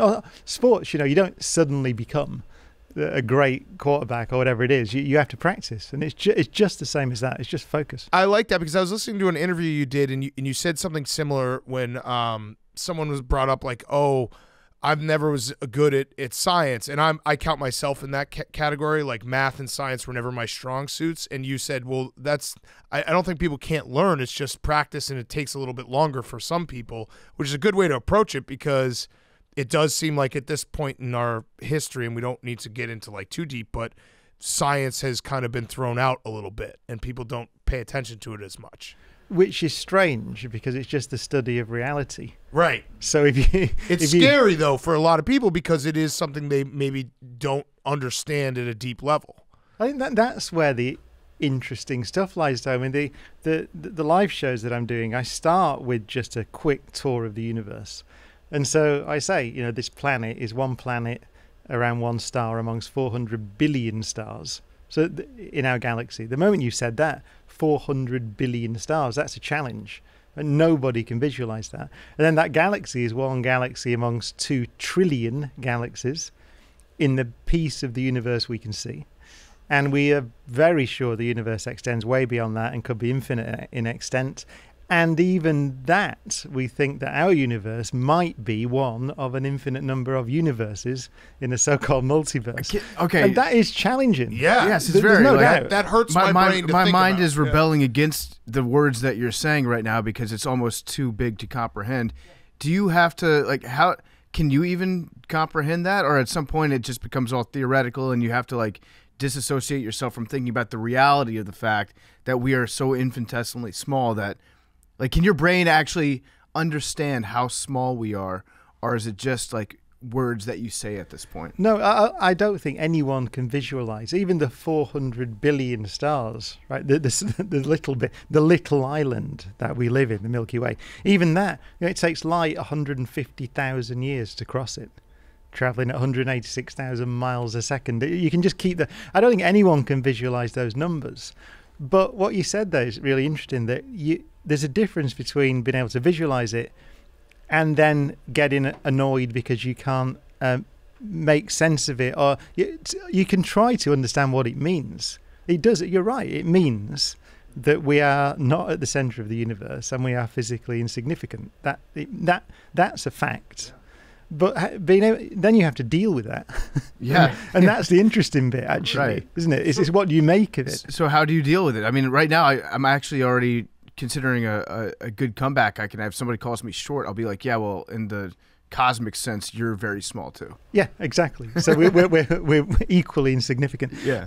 I think that the other side of it is that if you ask questions about life in the universe, and particularly complex life, intelligent life, things like other civilization, I think there's a good argument that there might be very few of those. And actually, there's a reasonable argument we might assume there's about 1 per galaxy on average at any one time, which means that we are it. Right. So, interestingly, notwithstanding our physical insignificance, we might be tremendously valuable at the same time. So you're saying our narcissism is actually well-founded? It may well be. I mean, the astronomers have a name for it. They call it the Great Silence, which is that it seems surprising, given 400 billion stars, and most of them have planets, so there'll be trillions of planets in the Milky Way. It's been around for pretty much the age of the universe, 13 billion years. You would expect there to be other civilizations way ahead of us, and you kind of might just naively expect to be able to see them. But, and then some people are watching this, they'll go, well, yeah, we can see them because they come down and put crop circles down and things. But given that we ignore that because it's not true, it might be, then, the scientific evidence is we haven't seen anyone. So that is a problem. Yeah. It's a challenge, right? Yeah, because a lot of people, I think one of the biggest problems right now that we have as a society is a lot of people, they just question all science and facts because they think that everything is almost like a conspiracy theory against them. How do you go against that? How do you go against the people right now that are basically saying, I don't need science. I can, read a Facebook message and be like, I've done my own research. Well, they can, and then you ask them, how are you reading the Facebook message? Right. On what? Right. On a device that's basically at the fundamental level based on quantum mechanics, because the silicon and things in there operate in a quantum manner. And so you're using actually well over 100 years worth of scientific knowledge in order to read your Facebook post. That's a good reply. The answer. Yeah. I mean, it's the same with people who say, I heard it once, someone tweeted, I don't need this GPS, the GPS satellites and all that things, because I've got my iPhone. You go, well, yeah. Well, you know how that map works. Yeah, right. But I think it's important. I mean, it's kind of amusing, but it's important. My great hero, Carl Sagan, is one of my great heroes. And he wrote a book called The Demon Haunted World, which is a brilliant book, which is back in the 80s. He wrote it, or early 90s, before a lot of this sort of tension. But he pointed out that we live in societies, whether we like it or not, that are based on science. It's one of the pillars of our society. And we all use it every day, medical science, and we go on aircraft, and we have our iPhones and whatever it is. And we're also a democracy. And if a large number of citizens not only don't really understand the basics of that foundation, but distrust it, that's a problem for democracy itself. Yeah. As you kind of allude to. Yeah. If you have people who don't believe our best answer to a sensible question, like, for example, what will happen? It's a good question. What will happen if we keep burning fossil fuels at the rate we do? Right. That's a sensible question. Right. Well, the answer is it's very complicated, but given to the best of our ability, we use the models that we have and the measurements that we have, it looks like it will warm the climate up. Yeah. That's it. Right?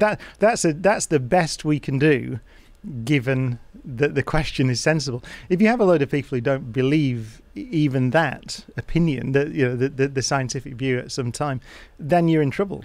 Yeah. You've seen it with the pandemic. If it's a public health crisis, and that was interesting because we saw science being done in real time. Right. So you go back to 2.5 years. We knew nothing about this virus. We didn't even know it probably didn't exist actually in humans if you go back 3 years.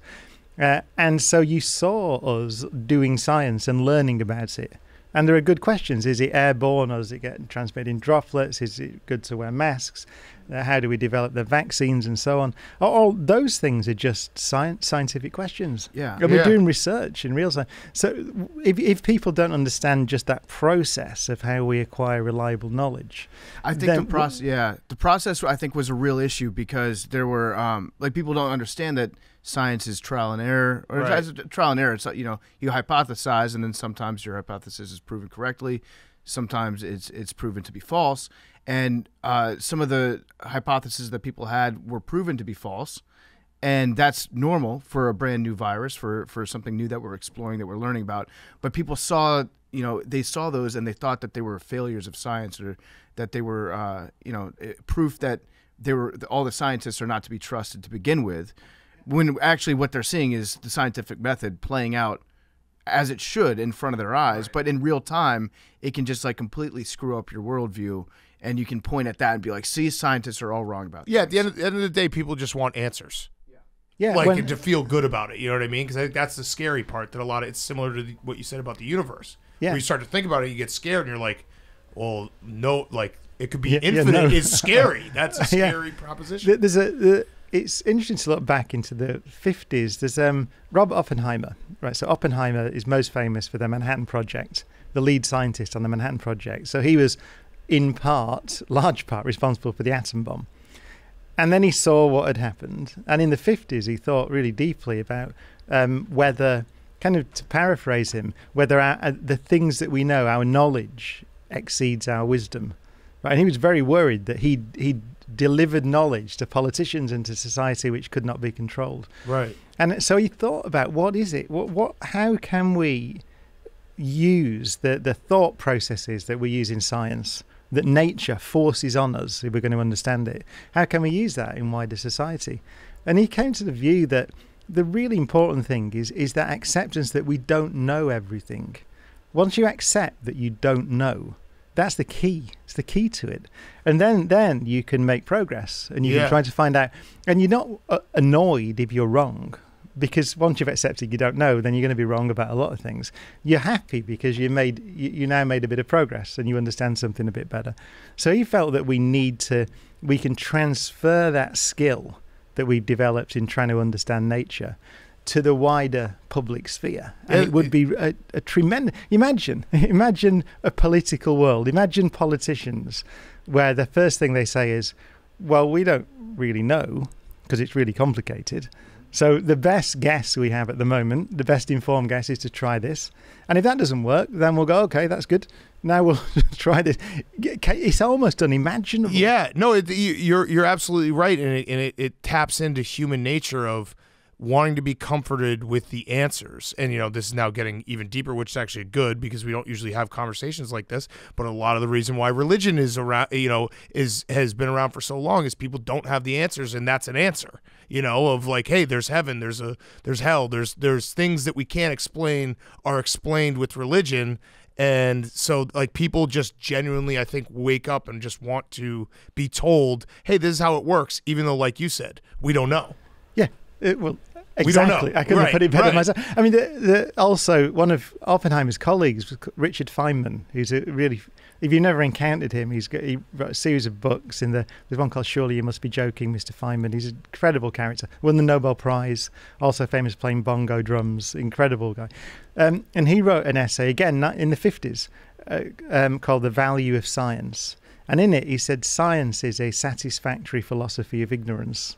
That's all it is. So it's merely satisfactory, and it's a philosophy of ignorance. It's based on this idea that we start out knowing nothing.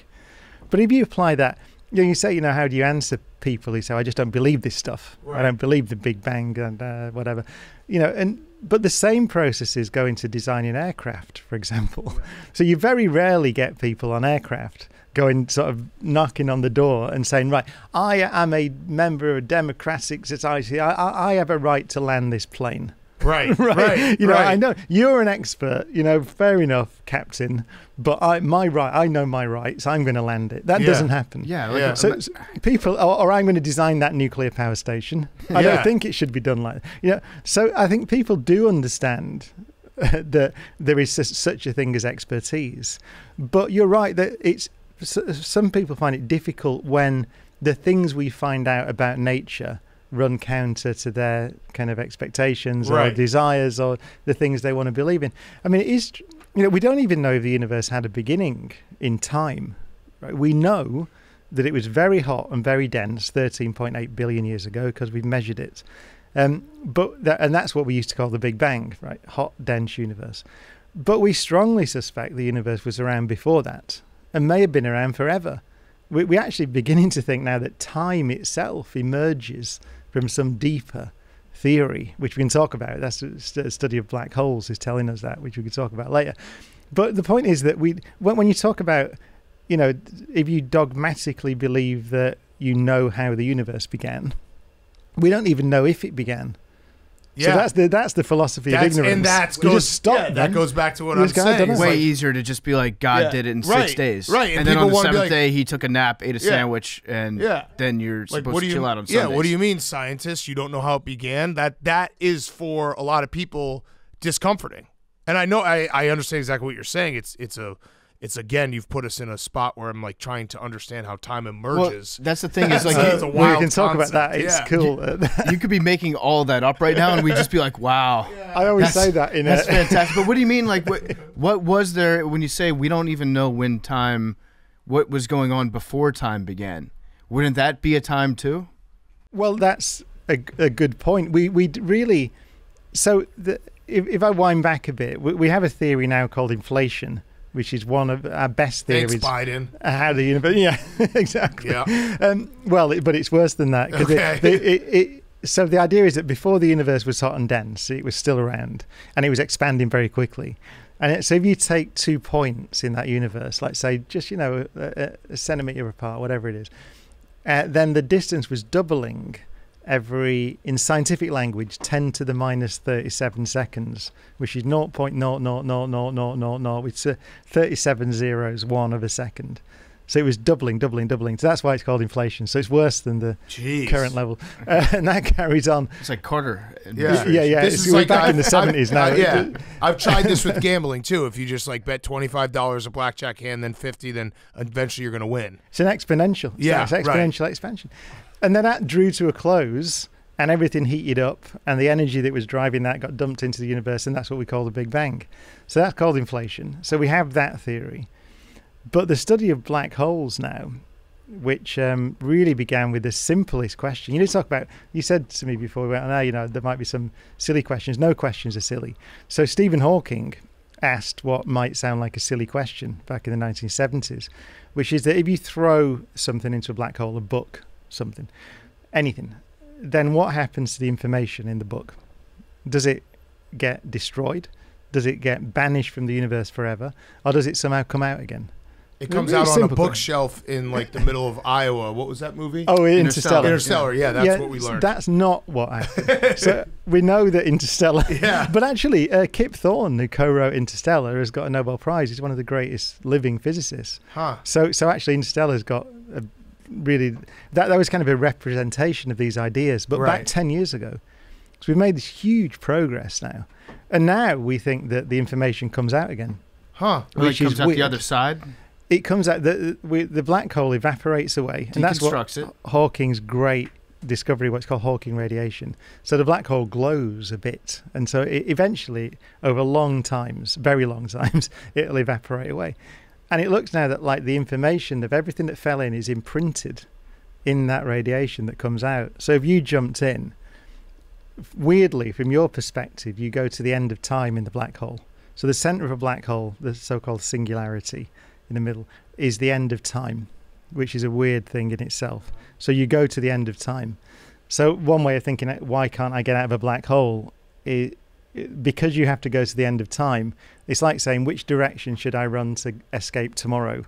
Right. So if I say to you, I want you to run now away from tomorrow, then you can't, right? So it's the same. I just go backwards. Back inside. Keep going west. I just not culturally. If I keep backpedaling away, then it's never going to actually confront go me. into the 50s. Where would I go? I'm not even going to say that. Ban the forward pass. Yeah.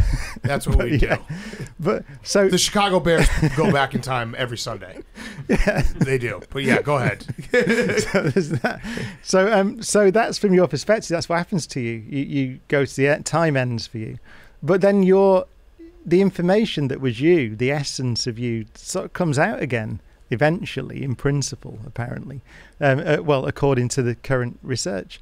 So, but what that's led us to do is suspect that there's a theory below this theory of space and time. So really, you can think of building blocks of space and time, atoms of time, if you like. We don't know what they are, but it looks like somehow this experience of space and time that we have emerges from a deeper theory.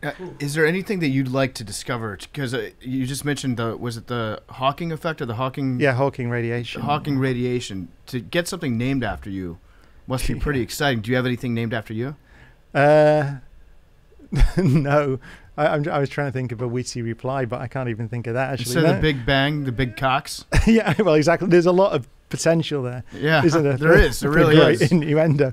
I mean, if you want to get kids interested in science, having a name like, before the Big Bang, it was actually the Giant Cox. Yeah. Kids I agree with you. Up, yeah. I should work harder just for that, just to give the Nobel Prize speech with that in it. Think about that. And I have named this theory. Now, is that a goal, like Nobel Prize? Is that something that, we think of everything in sports terms, like, the goal is to win the Super Bowl, the goal is to win the Stanley Cup. Do scientists, even though we know that scientists get into, their profession for different reasons, but is there ever a point where the goal is to get the Nobel Prize? I think so. Yeah, I mean, they all deny it. Everybody gets a Nobel Prize, says, "Well, that's nice, but I didn't do it for that reason." But it is. You're right. It is the highest possible accolade that you can get, and I've been lucky to meet a few Nobel Prize winners, but they all say that I did it for for the love of knowledge. So but then I think they're quite pleased. Yeah, right. And we could, again, because we're a sports podcast, we could be like, Brian Cox, choke artist, hasn't won a Nobel Prize. Yeah. Like, you haven't won a ring. No. So you got to do it eventually to cement your legacy. It's hard though. I mean, even Stephen Hawking didn't. I think he should have done. Oh, he never won one? I know. He's like the Dan Marino of Not scientists. my GOAT. Yeah. What the hell? Who's the GOAT? Is like the greatest of all time? Would you say, is it Einstein, or is that just kind of a basic answer? I mean, there are a few. I mean, No, there's only one GOAT. Yeah, I think it's Newton. By the way, we get in whenever we have anyone on the show that is in any. We just had a tennis pro on last week. Like, we always just distill every conversation to like, just tell us who the GOAT is. And then we can argue about whether or not your GOAT is my GOAT. Yeah, right. And then it just becomes an endless cycle of feedback. I think it's Isaac Newton. I think Newton's got to be the GOAT. I'm going to go with Einstein. Even though he married his cousin, which is like, what? Isaac Newton never married at all. He died a virgin. There we go. You might both be right. Okay. No. You don't understand how the GOAT conversation works.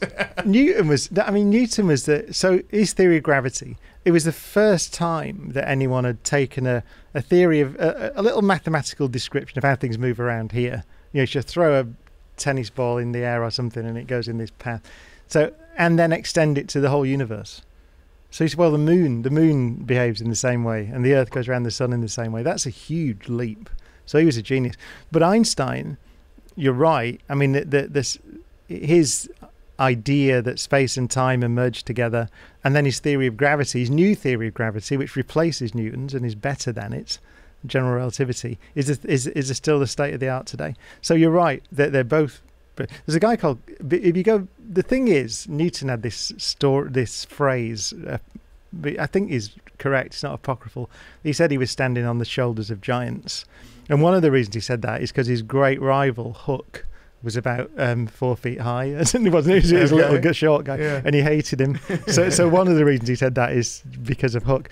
But he's right. He did mean it as well, which is that there was Galileo before him, and there's a Kepler. Kepler you might not have heard of, but Kepler wrote a book, which is a brilliant book called The Six-Cornered Snowflake, which is this beautiful book, 1619, I think it was. And he got interested in a snowflake that landed on his arm when he was walking across a bridge in Prague, going to his benefactor's party, and he realised that he hadn't bought him a present. And it was a bad move, back in 1619 to buy the rich guy that was funding you and didn't buy him a present. So he wrote this book saying, I brought you the gift of something that's almost nothing, but is in fact everything. And he talks about the structure of a snowflake. And he thought, why are they all sort of six-sided? What is it? They all look the same, but they're all different. So what is the reason they all look the same? And then he started thinking, well, maybe it's something to do with the building blocks of the snowflake. And he's right? It's water molecules. But he had no idea in 1619. But when you read his book, even now, you see a genius at work. And so these people, all of this list, they're all brilliant. Without a doubt. So that's why I'm not going for this single. I guess it is. They all do build on each other. That's true. It's like you still need a GOAT. You're saying that like Newton is Bob Cousy. Yeah. And then Einstein is Chris Paul. Yeah. Kind of like that. Yeah. Like one wouldn't Kepler exist without the other. Yeah. So you got a whole team of them. Yeah. Yes. Who's the best athlete of all the scientists? The best athlete. Is it Neil Tyson? Wasn't he a He's a wrestler, I think. Yeah. Like, is there one? I think I could take him though. Yeah. You could take Neil? Yeah, I think so. I think. Yeah. What's your martial art of choice? I box, so I reckon I could. Rough and rowdy. Who's your GOAT in boxing? Is it Ali? Yeah. I mean, you'd have to say when you're just watching the speed and skill and arrogance, which I love. We should get you boxing and rough and rowdy. So we have a boxing league that's amateur, just random guys, 3 rounds, 1 minute rounds. Billy actually fought Jose Canseco. Did you? Another year ago. mental titan. Yeah, true mental titans. But that would be quite something if one of the smartest guys in the world fought in rough and rowdy. Yeah, I'll have a go with that. See what happens. You probably wear headgear though. Yeah, gotta protect the brain. Yes, I've got kind of an unusual question. If we did discover carbon-based life, intelligent life on another planet, and let's just say they came to Earth, and you were put into a room with an alien from the other planet that had your exact same job and background, but on this alien planet. So they were scientists. They studied astrophysics. How would you begin to communicate with that alien life form to let them know, here's my knowledge base, I am also a scientist, but here on Earth? There are properties of the universe that are, completely universal. For example, the wavelength of light that gets emitted from hydrogen atoms is a famous one.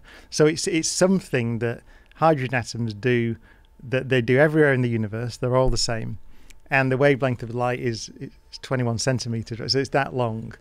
So you can start by saying, look, this is a universal length. It doesn't matter what you call it. You call it centimeters or inches or whatever. One Cox. But one Cox. Yeah, that's it. That's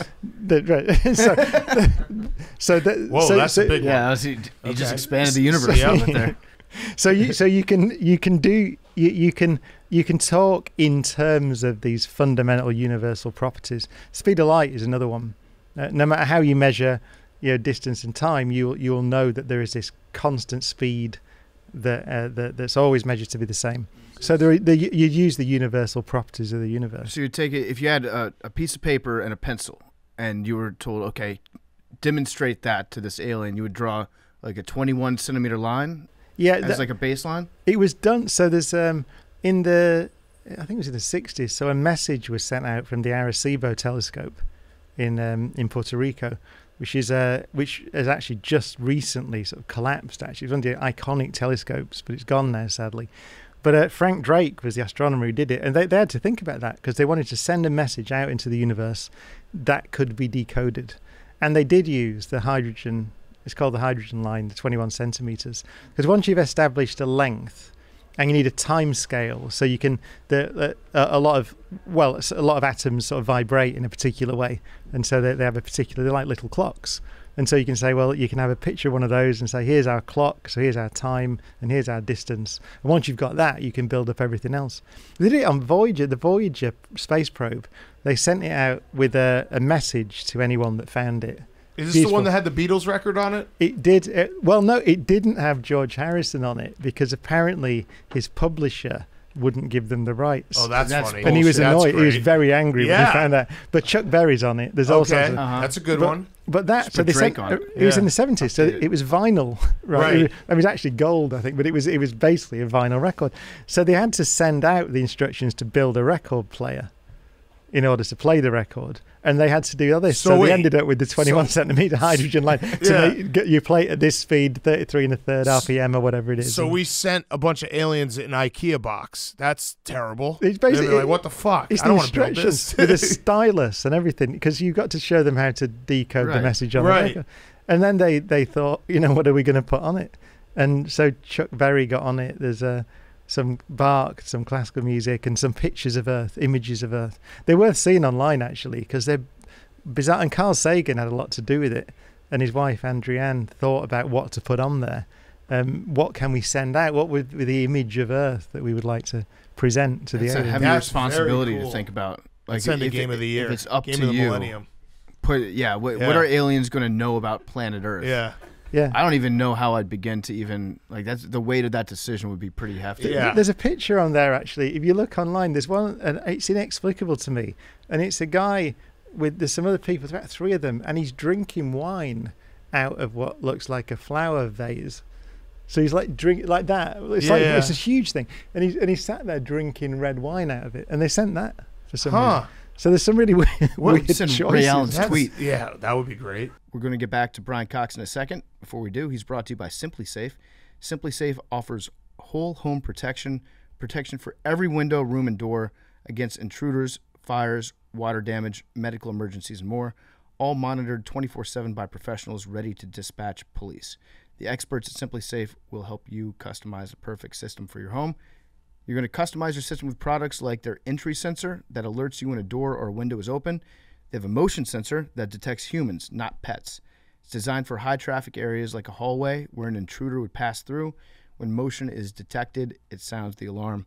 They have outdoor and indoor cameras. They have a video doorbell and a water sensor, smoke detector, carbon monoxide detector that will dispatch fire department immediately. Carbon monoxide, the silent killer.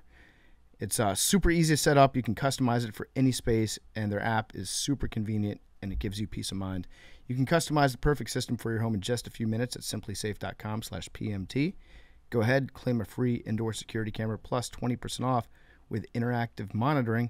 Go to simplysafe.com/PMT. And now here's more Brian Cox. Yeah. All right. So another dumb question, and this is just a basic question. How many years of school did you do total? Well, I actually left school at 18 and became a musician for 5 years, So and you're a then went dropout. back to university at 23. Wow. And I've kind of been there ever since, basically. Okay. So, but yeah, I had 5 years off. And you I mean, your band was a good band that had, real albums. So what was your decision? Like, hey, maybe this isn't for me. I would imagine you are the only person in the entire world to leave a rock band to go back to college for physics.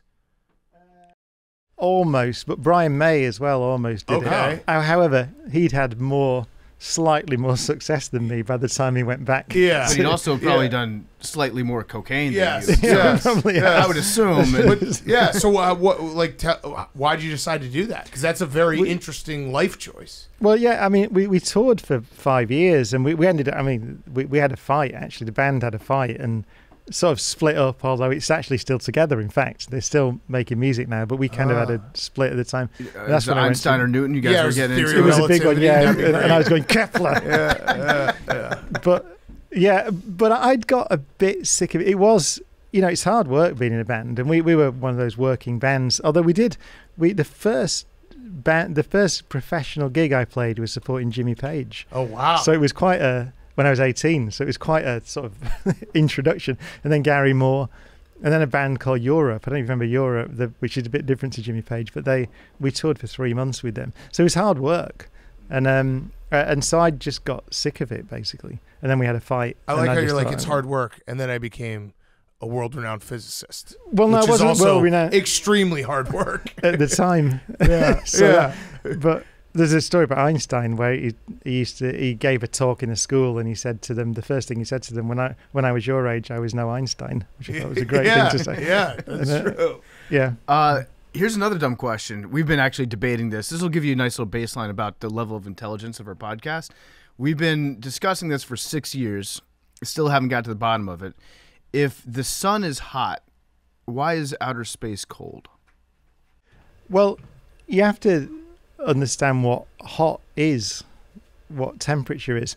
And it's not a dumb question. It's a really good question. It took people hundreds of years to work out what temperature is. And then it's only the 20th century, really, that everybody agrees that everything's made of atoms. That's astonishingly. Einstein wrote a paper in 1905, which was proving or trying to really give good evidence for the fact that everything's made of atoms. So it's quite recent. But temperature is, in one way of thinking about it, is a measure of how fast these things are moving around, these little components, these little atoms. How fast are they jiggling? Higher temperature, they're moving around faster. So that's one way of thinking about it. There are other ways, and so in space, in a vacuum, there's if it's a perfect vacuum, there's no temperature at all, because there's nothing there, right? So that's one way to think about atoms temperature. to be heated up around you. Yes. So, I mean, the way that we feel heat. So why is it hot? Why do you feel hot? It's because things are bumping into your skin. So they're either the molecules of the air, or it can be light, right, that's hitting you. But it's something is hitting you. And that's what you feel as temperature. So if you're in outer space and you take let's say you cut your sleeves off, but you've got the rest of the spacesuit on, will you get a suntan or a sunburn from the radiation? Well, yeah, if you were close to the sun, you so you would feel hot? Yeah, but it's about ultimately the amount of energy that hits you. So you'd need to be pretty close to the sun. Because we have a spacecraft now that's quite close there. How close? Well, it's a good question because I realised when I said that. I don't actually know what the number is, but it's called the Parker Solar Probe, and that's orbiting around there. It comes in very close. Actually, goes into the solar atmosphere. Wow. So these are really good questions about temperature and energy and ultimately to damage you. It's about energy. It's how much energy hits you. Mm-hmm. And so if you're in a vacuum, then you're right. All you've got when you're close to the sun is the light, which is not the same as being immersed in a bath of water at 100 degrees C or something like that, because there's more energy hitting you then and damaging you. So it's called the science of thermodynamics, this, and it's a really good question because I think it's actually, I'm writing a book at the moment on black holes, and there's a lot of this thermodynamics in it. And actually I realized that all the way through being at university and all that stuff, I hadn't really understood it properly by trying to write a book on it. So it took people.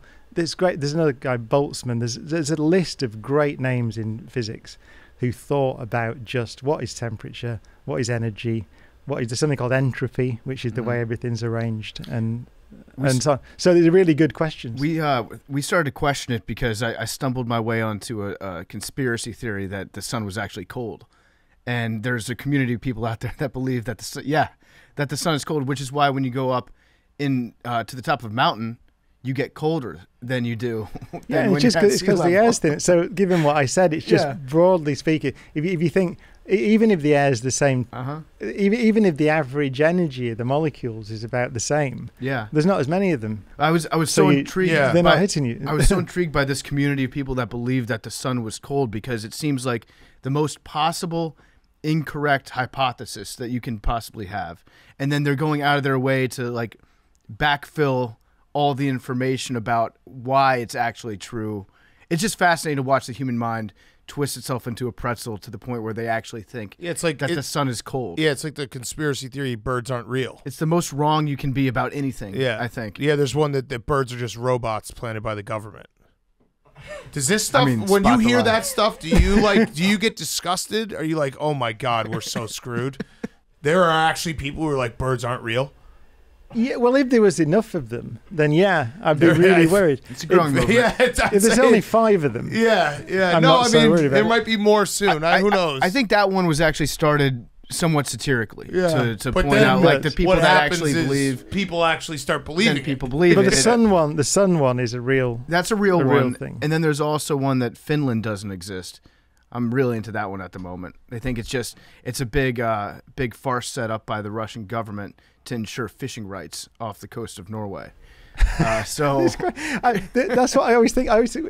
Mainly conspiracy theories, other than being nonsense, they fall down sometimes on the motivation, don't they? It's like, why would you spend, presumably hundreds of years inventing a great fallacy about a country that doesn't actually exist, just so that you can get more fish? More fish. Why don't you just go and get more fish? Does it build some more fishing boats? Does it frustrate you though on conspiracy theories? Because we had one of the weirder moments with the Will Smith Chris Rock thing, and there were people who were convinced that it was fake, even though we watched it with our own 2 eyes and it was set up and all these things. And someone said something that like it made so much sense to me. We're like, the best thing about conspiracy theories is that the conspiracy theorists always put the onus on other people to prove that like what they're saying is wrong. They never actually give like real facts as to why they're right. Does that bother you when you hear that? When it's like you basically get challenged at every second, and no one is really actually presenting any evidence on the other side. They're just challenging you. Yeah, I mean it becomes a problem. It's not a problem. I mean, if you've got a few people who think that the sun is cold, it doesn't really matter, does it? But it does matter if there are enough of them, and they, as we talked about earlier, and they stop trusting anything. Right. Because you have to have an accepted sort of base level of knowledge about the world in a democracy. Otherwise, people will vote for ridiculous things, right? And that's bad for everybody. So then it worries me. Yeah. And I think the answer is, I mean, the answer ultimately has to be education, doesn't it? It's not that people should know how old the universe is or how many stars are in a galaxy. It just doesn't matter, right? But what matters is that people have a basic understanding of how we acquire reliable knowledge and what that means. What is it? What do I mean by reliable knowledge? I mean, as you said, I mean that we understand that if you're putting carbon dioxide into the atmosphere in large amounts, then it will increase the average temperature of the Earth. That's just reliable knowledge. It's been known for hundreds of years.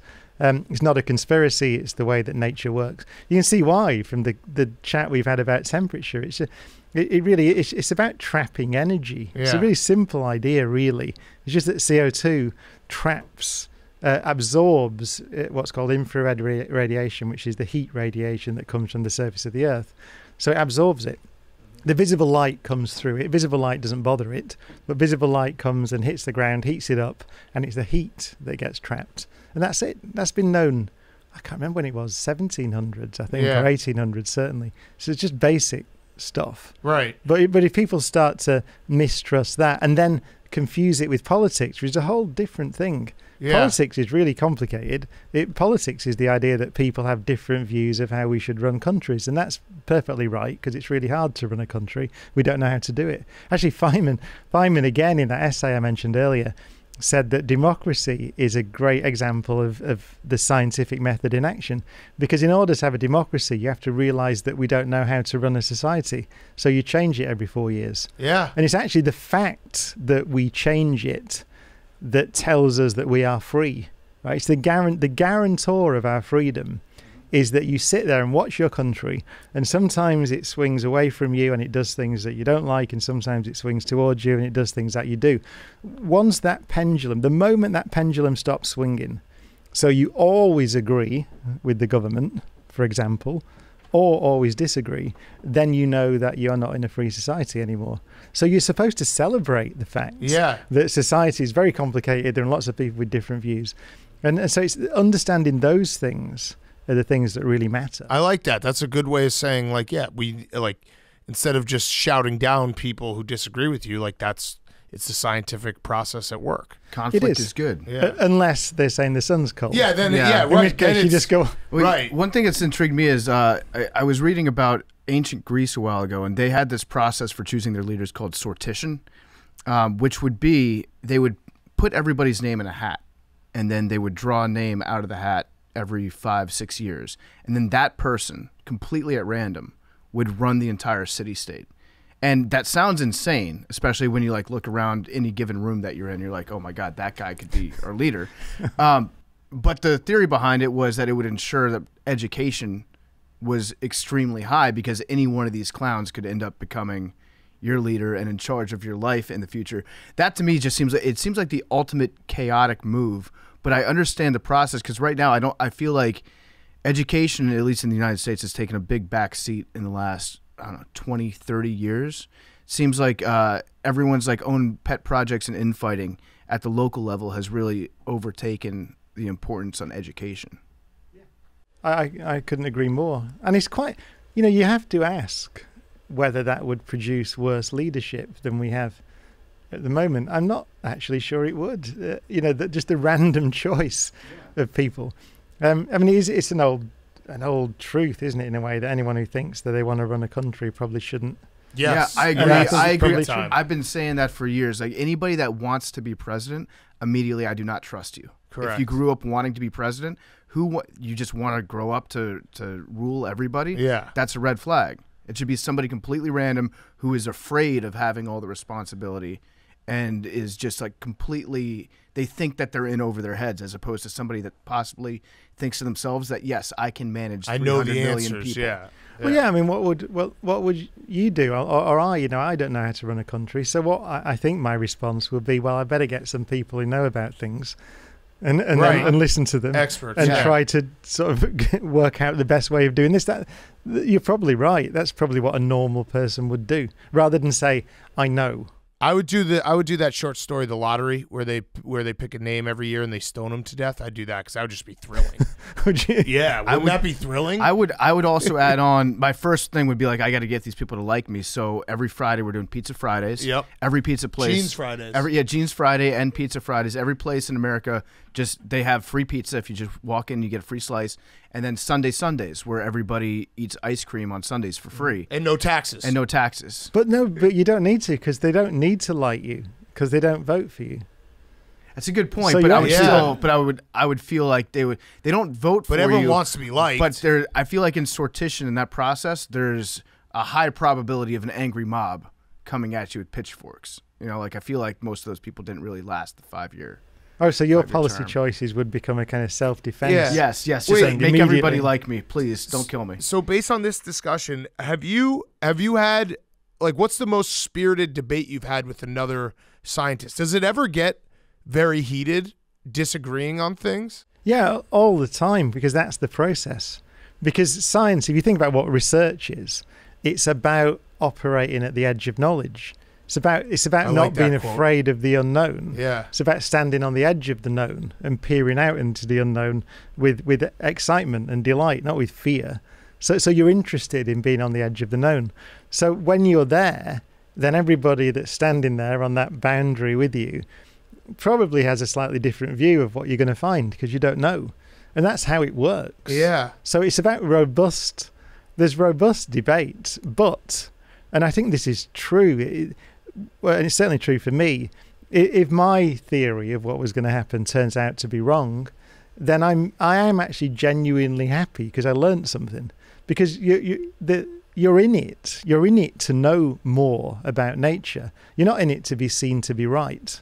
See, that's not what science is. This is foreign to, like, I would be so pissed if I had a theory and I presented it and it was just wrong. I'd be like, fuck all these people. I suppose if you do it all the time, then you might lose your job. Yeah, is there anyone who's just been wrong, like the worst picker of science? But there's a thing in science called citations, right? It's how many people refer to your papers and use it in their research.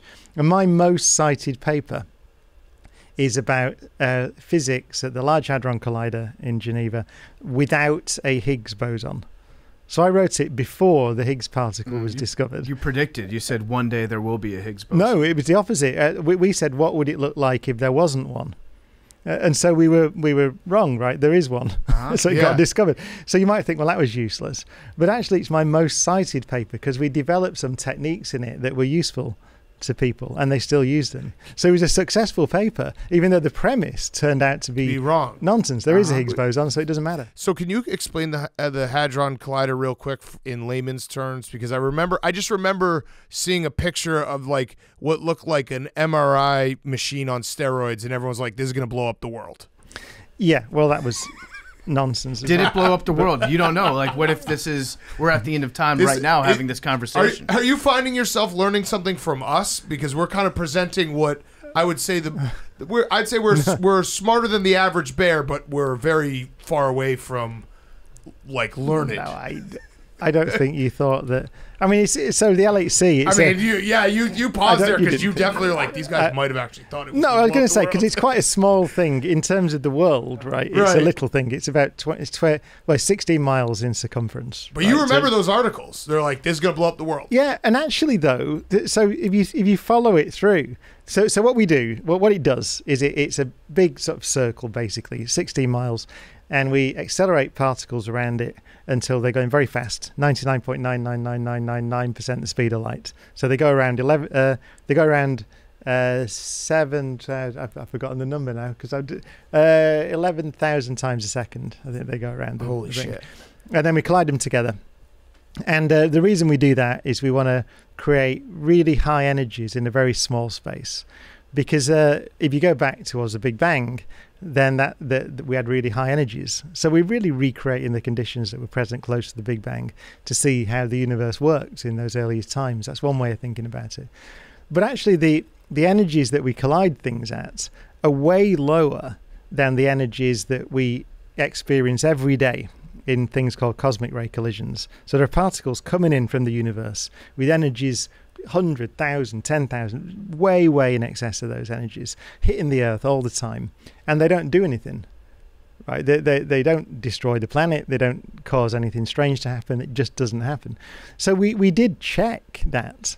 So you actually did have to be like, hey, will this blow everything up? It doesn't take you long, but you realize that the energies that we can create in our little machine are routinely created and exceeded by the universe. And you can have a look into the universe and you see that the universe is not somehow unstable and strange things happen at those kind of energies. We know that.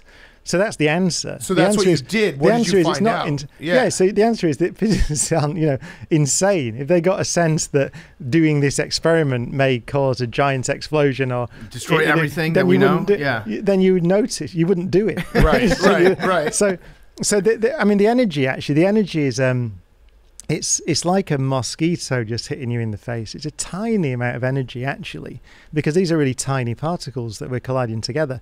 It's just that in this subatomic piece of space inside these giant detectors that we have, we create these conditions that are really violent, but it's in a tiny amount of space. The total energy is quite an amazing figure. So the beams of particles are smaller than a hair, than a human hair, right? It's in diameter when we focus them down to collide them, and they carry the energy of an aircraft carrier traveling at about 40 miles an hour or something like that. Wow. So they're incredible energies, but in tiny spaces. And even then, an aircraft carrier going at 40 miles an hour, you can drive that into a wall and it doesn't destroy the world. Right. And so there's not that much energy in itself. Yeah. So what was the big takeaway from that entire experiment?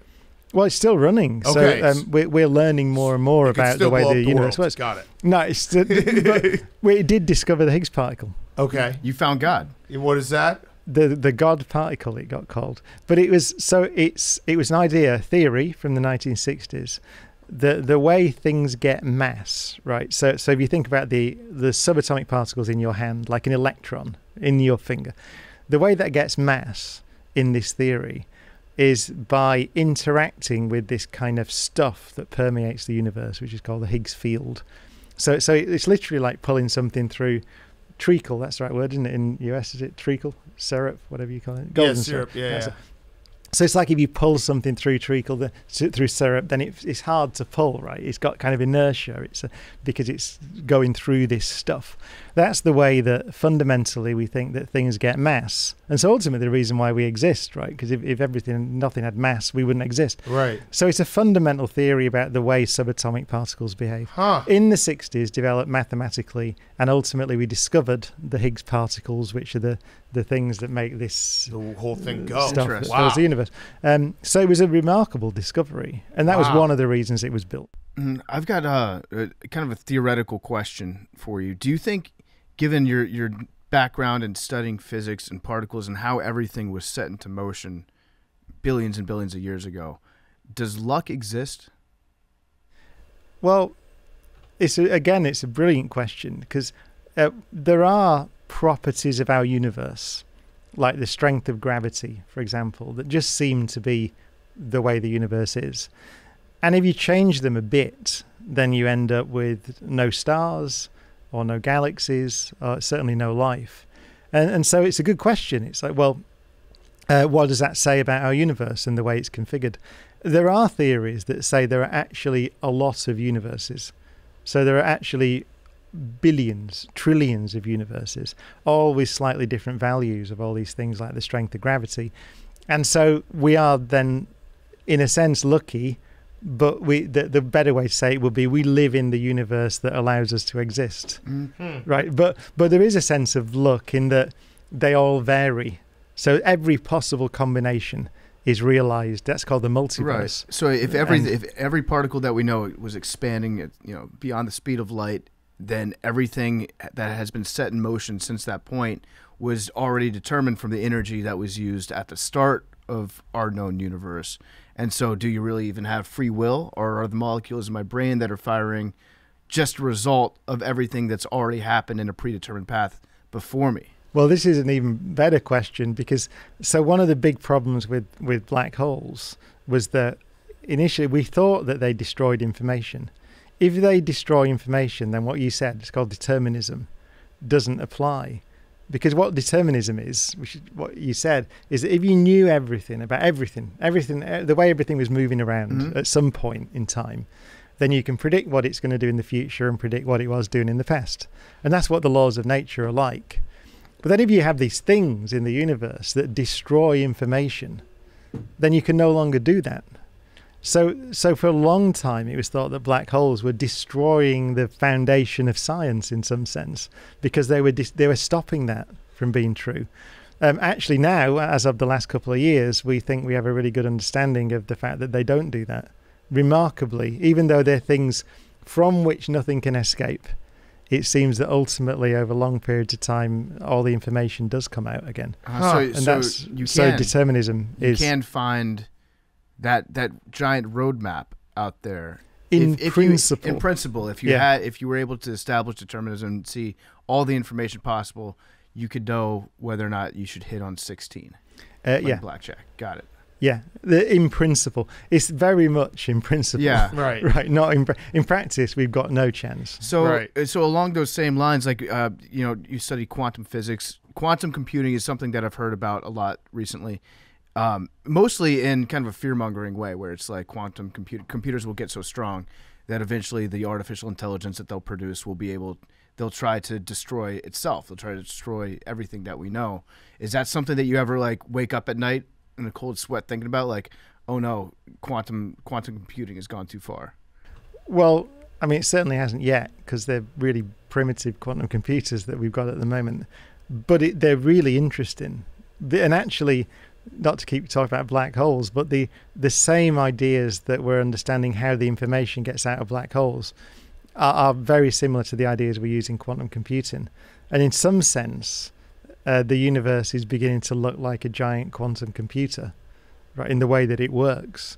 That is not to say that we live in a simulation. That's my next question. So it really isn't, because we just don't know enough, and it's just, to me, it's just an irrelevant question. But what is interesting is that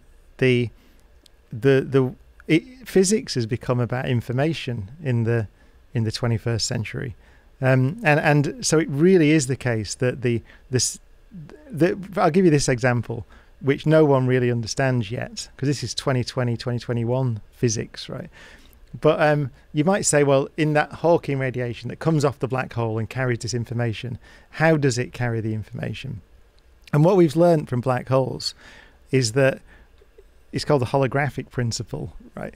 So this room now, in a sense, it seems that everything that's going on in the room can be perfectly represented by a quantum theory that lives on the walls. So the universe appears to be, in some sense, a hologram, right? It's got a fancy name. It's called the ADS CFT correspondence. You can look up online. But basically, we've discovered that you can characterize everything that's going on in a region of space by a theory that just lives on the edge. And the coding between the two, the sort of dictionary as people call it, looks very much like the coding you have to use in quantum computers to write quantum algorithms and do error correction in the memory of quantum computers and stuff like that.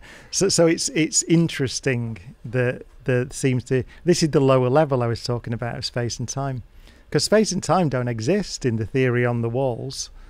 The interior for of being the room not a is where simulation space guy, and time you're is. sounding a lot like a simulation guy. Well, no, they go too far, because I read there's an article in Wired, I think, the other month that said this. Someone sent it to me on Twitter, where someone was just claiming this kind of discovery is suggesting we live in a simulation.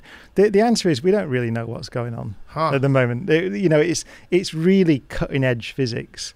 It is interesting that there's a way of describing the way the universe works using information theory rather than what we call forces and normal physics.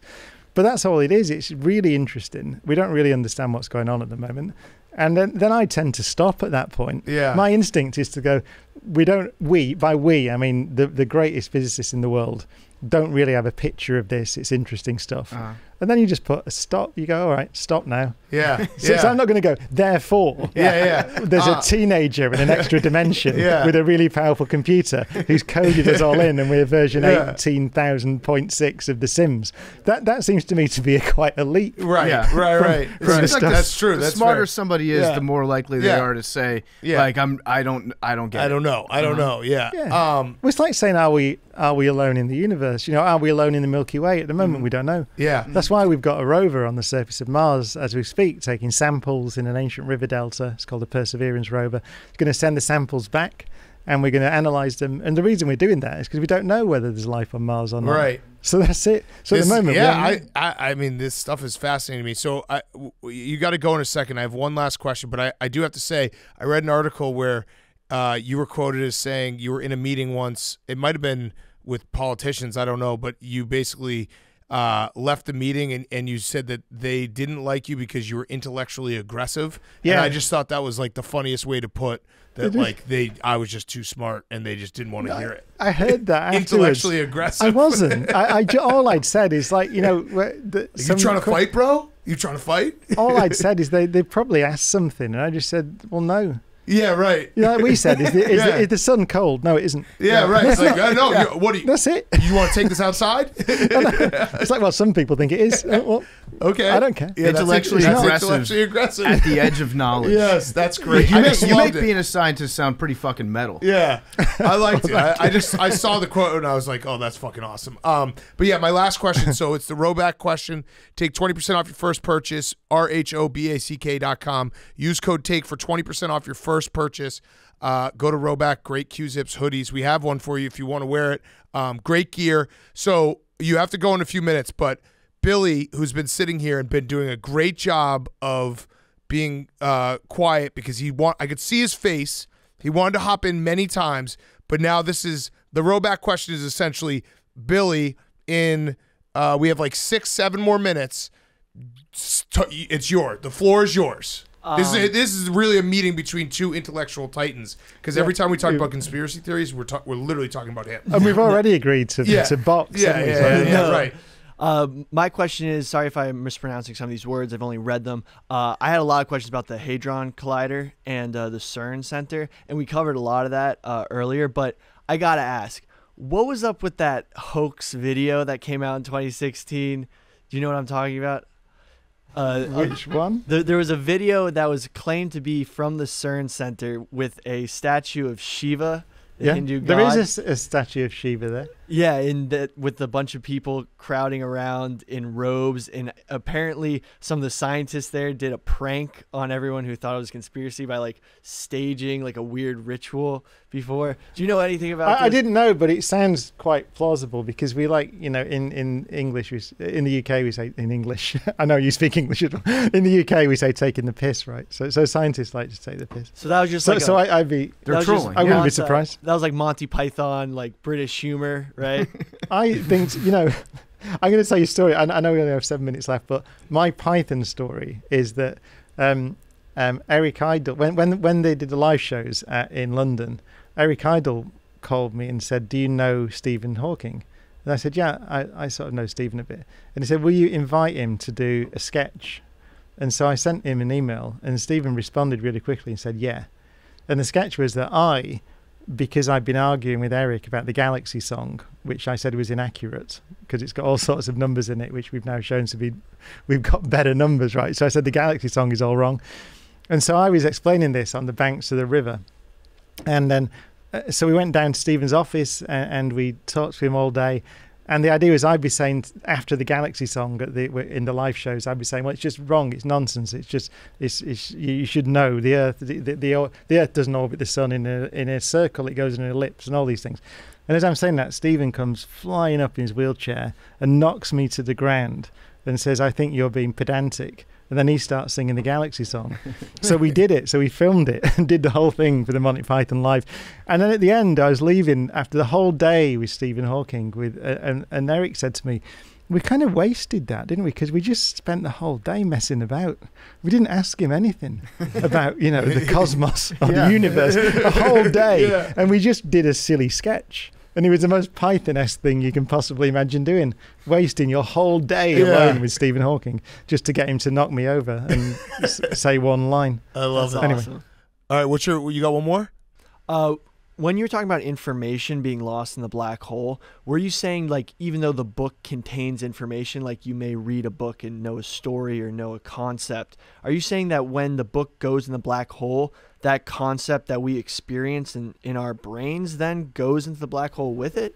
No, it's you're just saying that if you burn a book, then in principle, it goes back to what you said about determinism, then you could, if you collect everything that came off, all the ashes and all the gas and everything, if you could measure it all perfectly, then you could reconstruct the book. So you literally reconstruct the information in the book. And it seems now that's what happens in black holes. So you throw the book in, and then at some point in the distant future, you could collect all the Hawking radiation that comes off and reconstruct the book. That was a great way of explaining it, because now I totally understand what you're saying. Yeah, so the information as in the information of the construct, not like actual information. Well, it is everything. I mean, it is everything. So if you went into the black hole, then it would be that if you some sufficiently clever, super advanced civilization, if they could collect all the Hawking radiation and put it into some quantum computer, would actually reconstruct you. I mean, that would be it's such that a bummer level for the aliens if they're like, If let's that's what they've done. reconstruct this radiation, then just Billy showed up. I mean, Like, I'd have what's a up, blast. bro? Have we ordered dinner yet? Yeah, it's sort of a billion-year project that they've done, put all their effort into it, and built a quantum Yeah, they're like, computer. oh, it's You're this guy? Oh, man. Well, we appreciate it so much, Brian. This has been awesome. You're welcome back anytime. Anytime you're around or want to come on, because this has been truly like something totally different. Yeah, and a lot of fun. I've got a million more questions I could ask you right now. So you're always welcome back on. I'll come straight back. I did it to someone the other week actually. I'll tell you who it was. I'm going to name drop. Can I name drop? It was Conan, right? And I was at a party a few months ago and he was there and he said that. He said, "Oh, you should come on the podcast." And I said, "Okay, I'll come on Monday." And he went, "No, you're not. You're not supposed to do that. Yeah, you're supposed to say my people will talk to your people, and that's not how this business works." And I said, "No, I'm only here till Monday." So so I did. So I went. So he managed to arrange it so I could go on Monday. So don't invite me back unless you really mean, because I will say, okay, well I'll go. Well, we do it reverse. I've got my diary now. Yeah, we do it reverse. When someone comes on once, they're a recurring guest, and so then they have to come on anytime we ask. Right. So we have you now contractually. We might call you tomorrow. I signed it. Okay, yeah. We reverse that on you. Get rid of the middleman, and we'll just give you our number, and then we're just going to text you and be like, "Hey, Brian, you in town? Yeah, come shoot the shit." But yes, totally this has been awesome. Thank you so much. We really appreciate it. Thank you. Brian Cox is brought to you by Wood. Wood is our men's grooming line, offering products across hair, body, beard, and shave. Wood works and smells as good as it looks. Who here on Part of My Take do you think is looks like they smell the best? I think Bubba looks like he's always got some sort of fancy cologne on. I'd say Jake. Jake Jake's looks like the most well put together. Probably. Jake, our clean, smooth boy. He only uses Wood. I think as a podcast, we smell good. Yeah, I don't think there's a stinky person. I look like I'm just stinky. by visual, but by like we do, but visually our we aesthetic do not. is not. Yeah, no, I smelling good. Yeah, we're sloppy. If you look at us, you're like that. I bet that room smells awful. Yes. When we record, but I think it smells pretty good.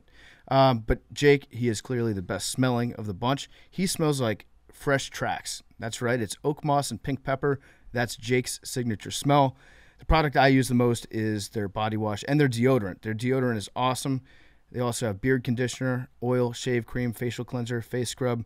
It's nice to have every single product in your bathroom be the same smell and by the same brand. It just looks cool. And all products are $15 at less. You can get them at your local CVS. Or you can shop them at getwood.com. That's GETWOULD.com. Or, again, at your local CVS. Okay, let's wrap up. We got Fyre Fest of the week. Send everyone on their way for a nice weekend. Weather's getting nice. Playoffs, everything. Playoffs. Hank. I don't have much. Pretty normal week for me. Mm-hmm. Good. Just everything. Drama. No, yeah. Everything's smooth. Yeah, just, corporate life. Just did a bunch of meetings, nothing crazy. It does suck that I can't make fun of you for waking up late anymore because I know you're up all the time now. Yeah, I'm getting up, working out in the morning. Yeah. Damn. I tried to call Hank the other day. He's like, I'm at the gym. Fuck. That's sick. I was trying to text on my Apple. I mean, I'm an Apple Watch guy now, too. Yeah. It is nice being Apple Watch guys. Have you considered being a briefcase guy? I don't know. Would be cool. Leo, Mr. Ice. That'd be a Mr. Ice move. It's a power move. Cool. I think it's always a power if you handcuff yourself to a briefcase. Well, Mr. Ice walks around with a briefcase that has it's like the dodgeball scene where he opens the briefcase and there's just one stack of bills in it. Yeah. Like he carries a briefcase around with like for $5,000. What a wallet could easily handle. Yes. Yeah. No, but yesterday this is a literal Fyre Fest. I was walking to the train station to the path and I had my AirPods in and a fire truck, literal fire. It was like a EMT. It looked like an ambulance, but it was a fire, NYPD vehicle. Billy knows what I'm talking about.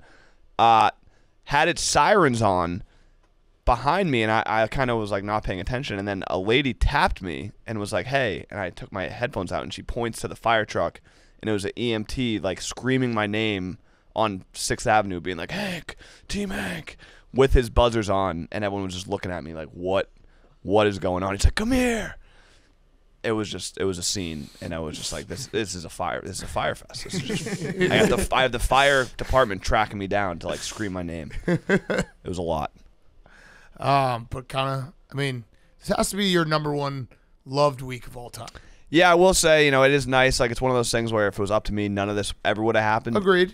Although if the Tom Brady thing, whatever. Brady, yeah. But it is nice, getting the support from your friends and people. Like, obviously, everyone struggles with self-confidence issues, so knowing that you have that love and support from everyone is nice, and I appreciate everyone that reached out. You basically Billy's laughing at you, right? What are you laughing I'm laughing because I saw online someone was like, someone thought it wasn't Hank but Frank they were talking about, so they're like, this guy.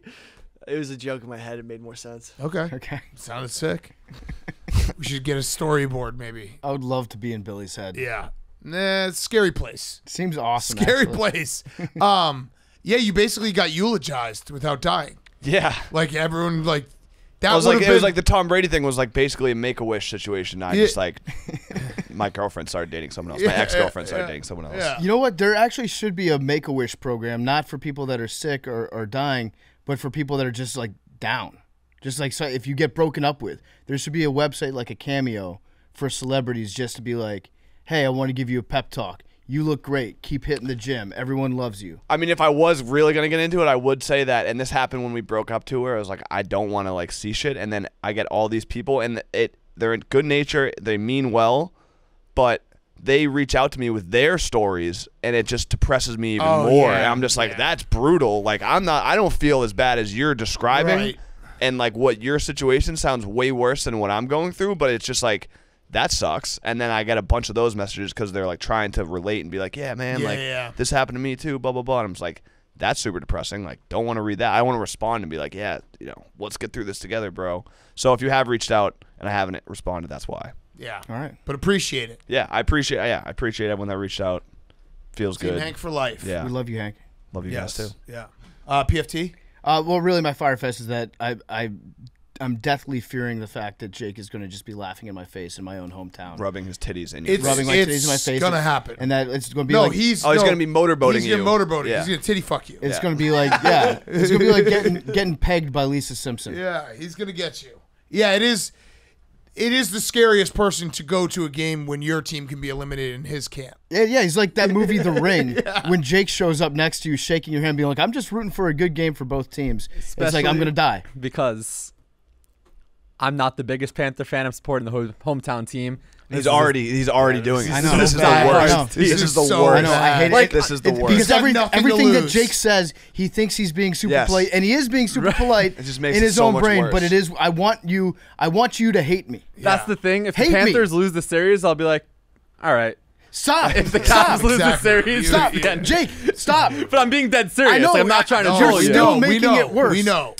One other, I'll say this, I mentioned this in the group text, but a post-mostly Fyre Fest that like I was kind of laughing about, and like, post-mostly, like the Best in the Office clip, like when that happened, because I think it was the anniversary this week or something, that was like also the week that me and Rhea basically broke up privately. Like we didn't say anything for a little while. Oh. So that happened, and then the Best in the Office thing happened, and I was just getting destroyed. So I was like, I was in a bad spot, and everyone was like, "Oh, you're in a bad spot because of Jake like shitting down your throat," and I was like, not only that, and I couldn't even talk about it. So that was like that also is like, for context, that was a bad week for me. There are some people who are like, "Oh, Big Cat, you went too hard," and it's like, but I also am very close to Hank, and I know he was down bad for a while. Like, it was, it wasn't fun. No breakups are ever fun. Right. Ever. Right. No matter what. They just aren't.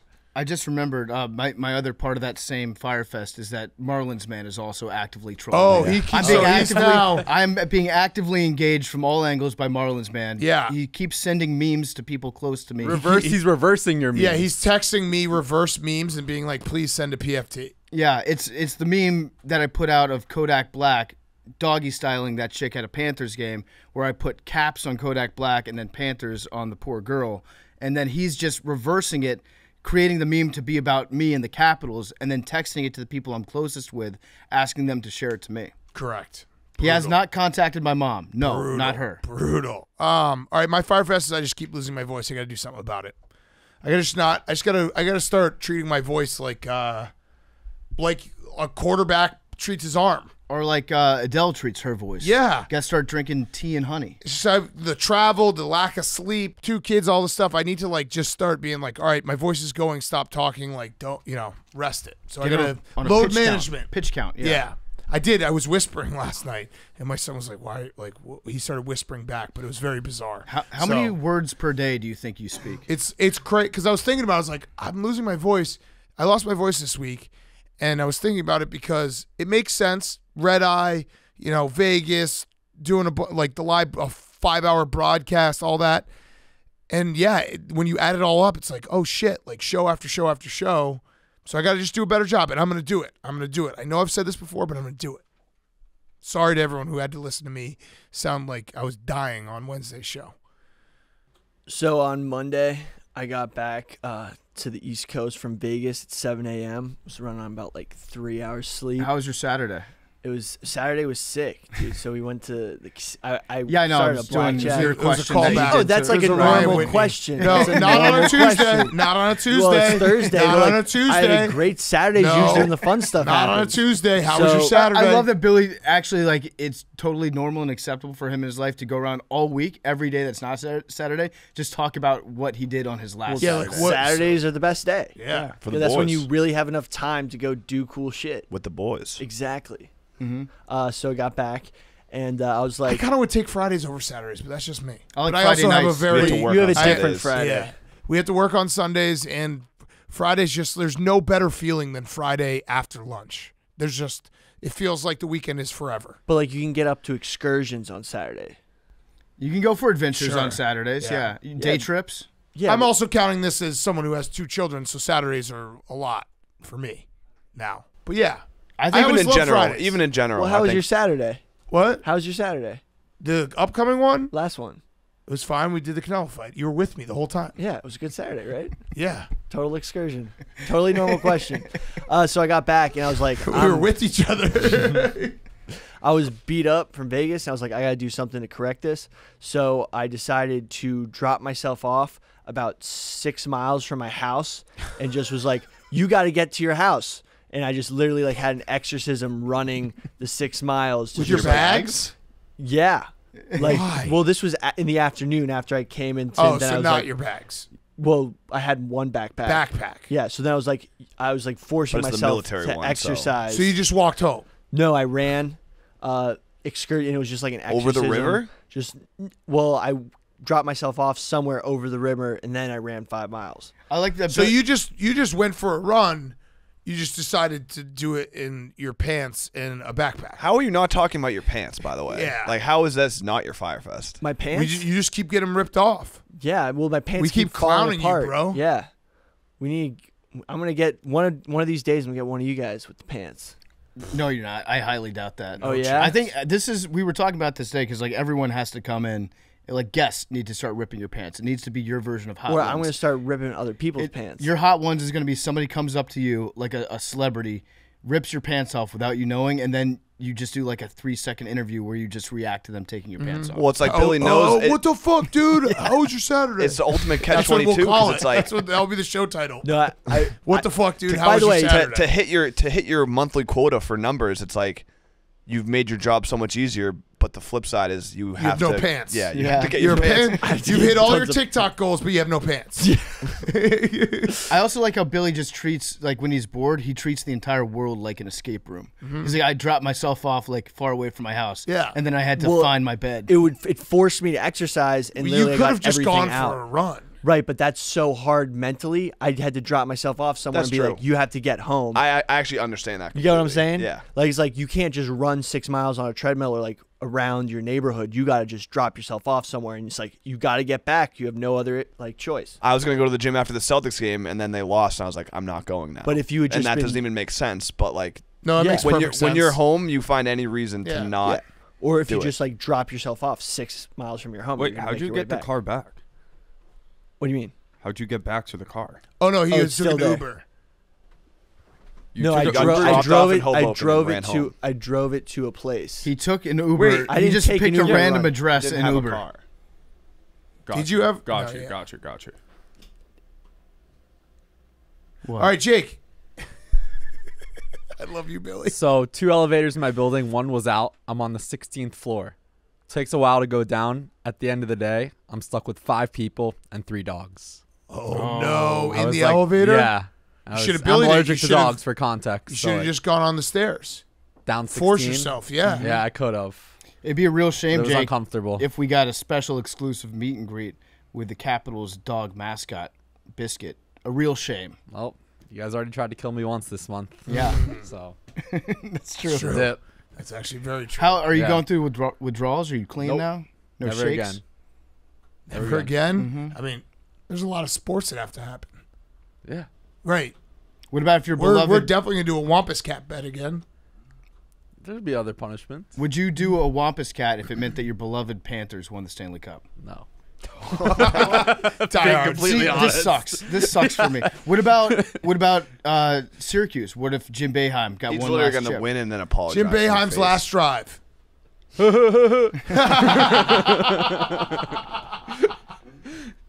All right, let's do numbers. Hank, Get you're out right. I'm of not here. surprised by He's what? gonna I'm win. not and he's gonna surprised be by like, those anymore. He's gonna be like, I'm really sorry, PFT. I know that you wanted this. It meant a lot to you. I hate that we did it. I'm sorry. If I could feel give this really win bad. back, I would do it. I wish you could feel this win, not me. I wish I'd lost.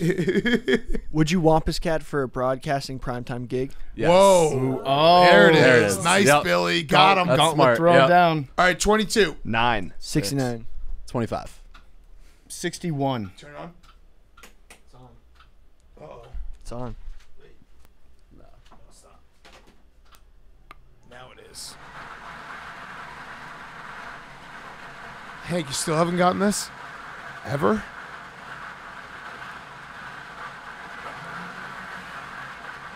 $13. Oh, Friday the 13th. 13. Is that? Whoa. Whoa. Whoa. Whoa. Wait, tomorrow the 13th? Yeah. Yeah. The fucking witch, bro. Whoa. Love you guys. Tortoises hate the color black.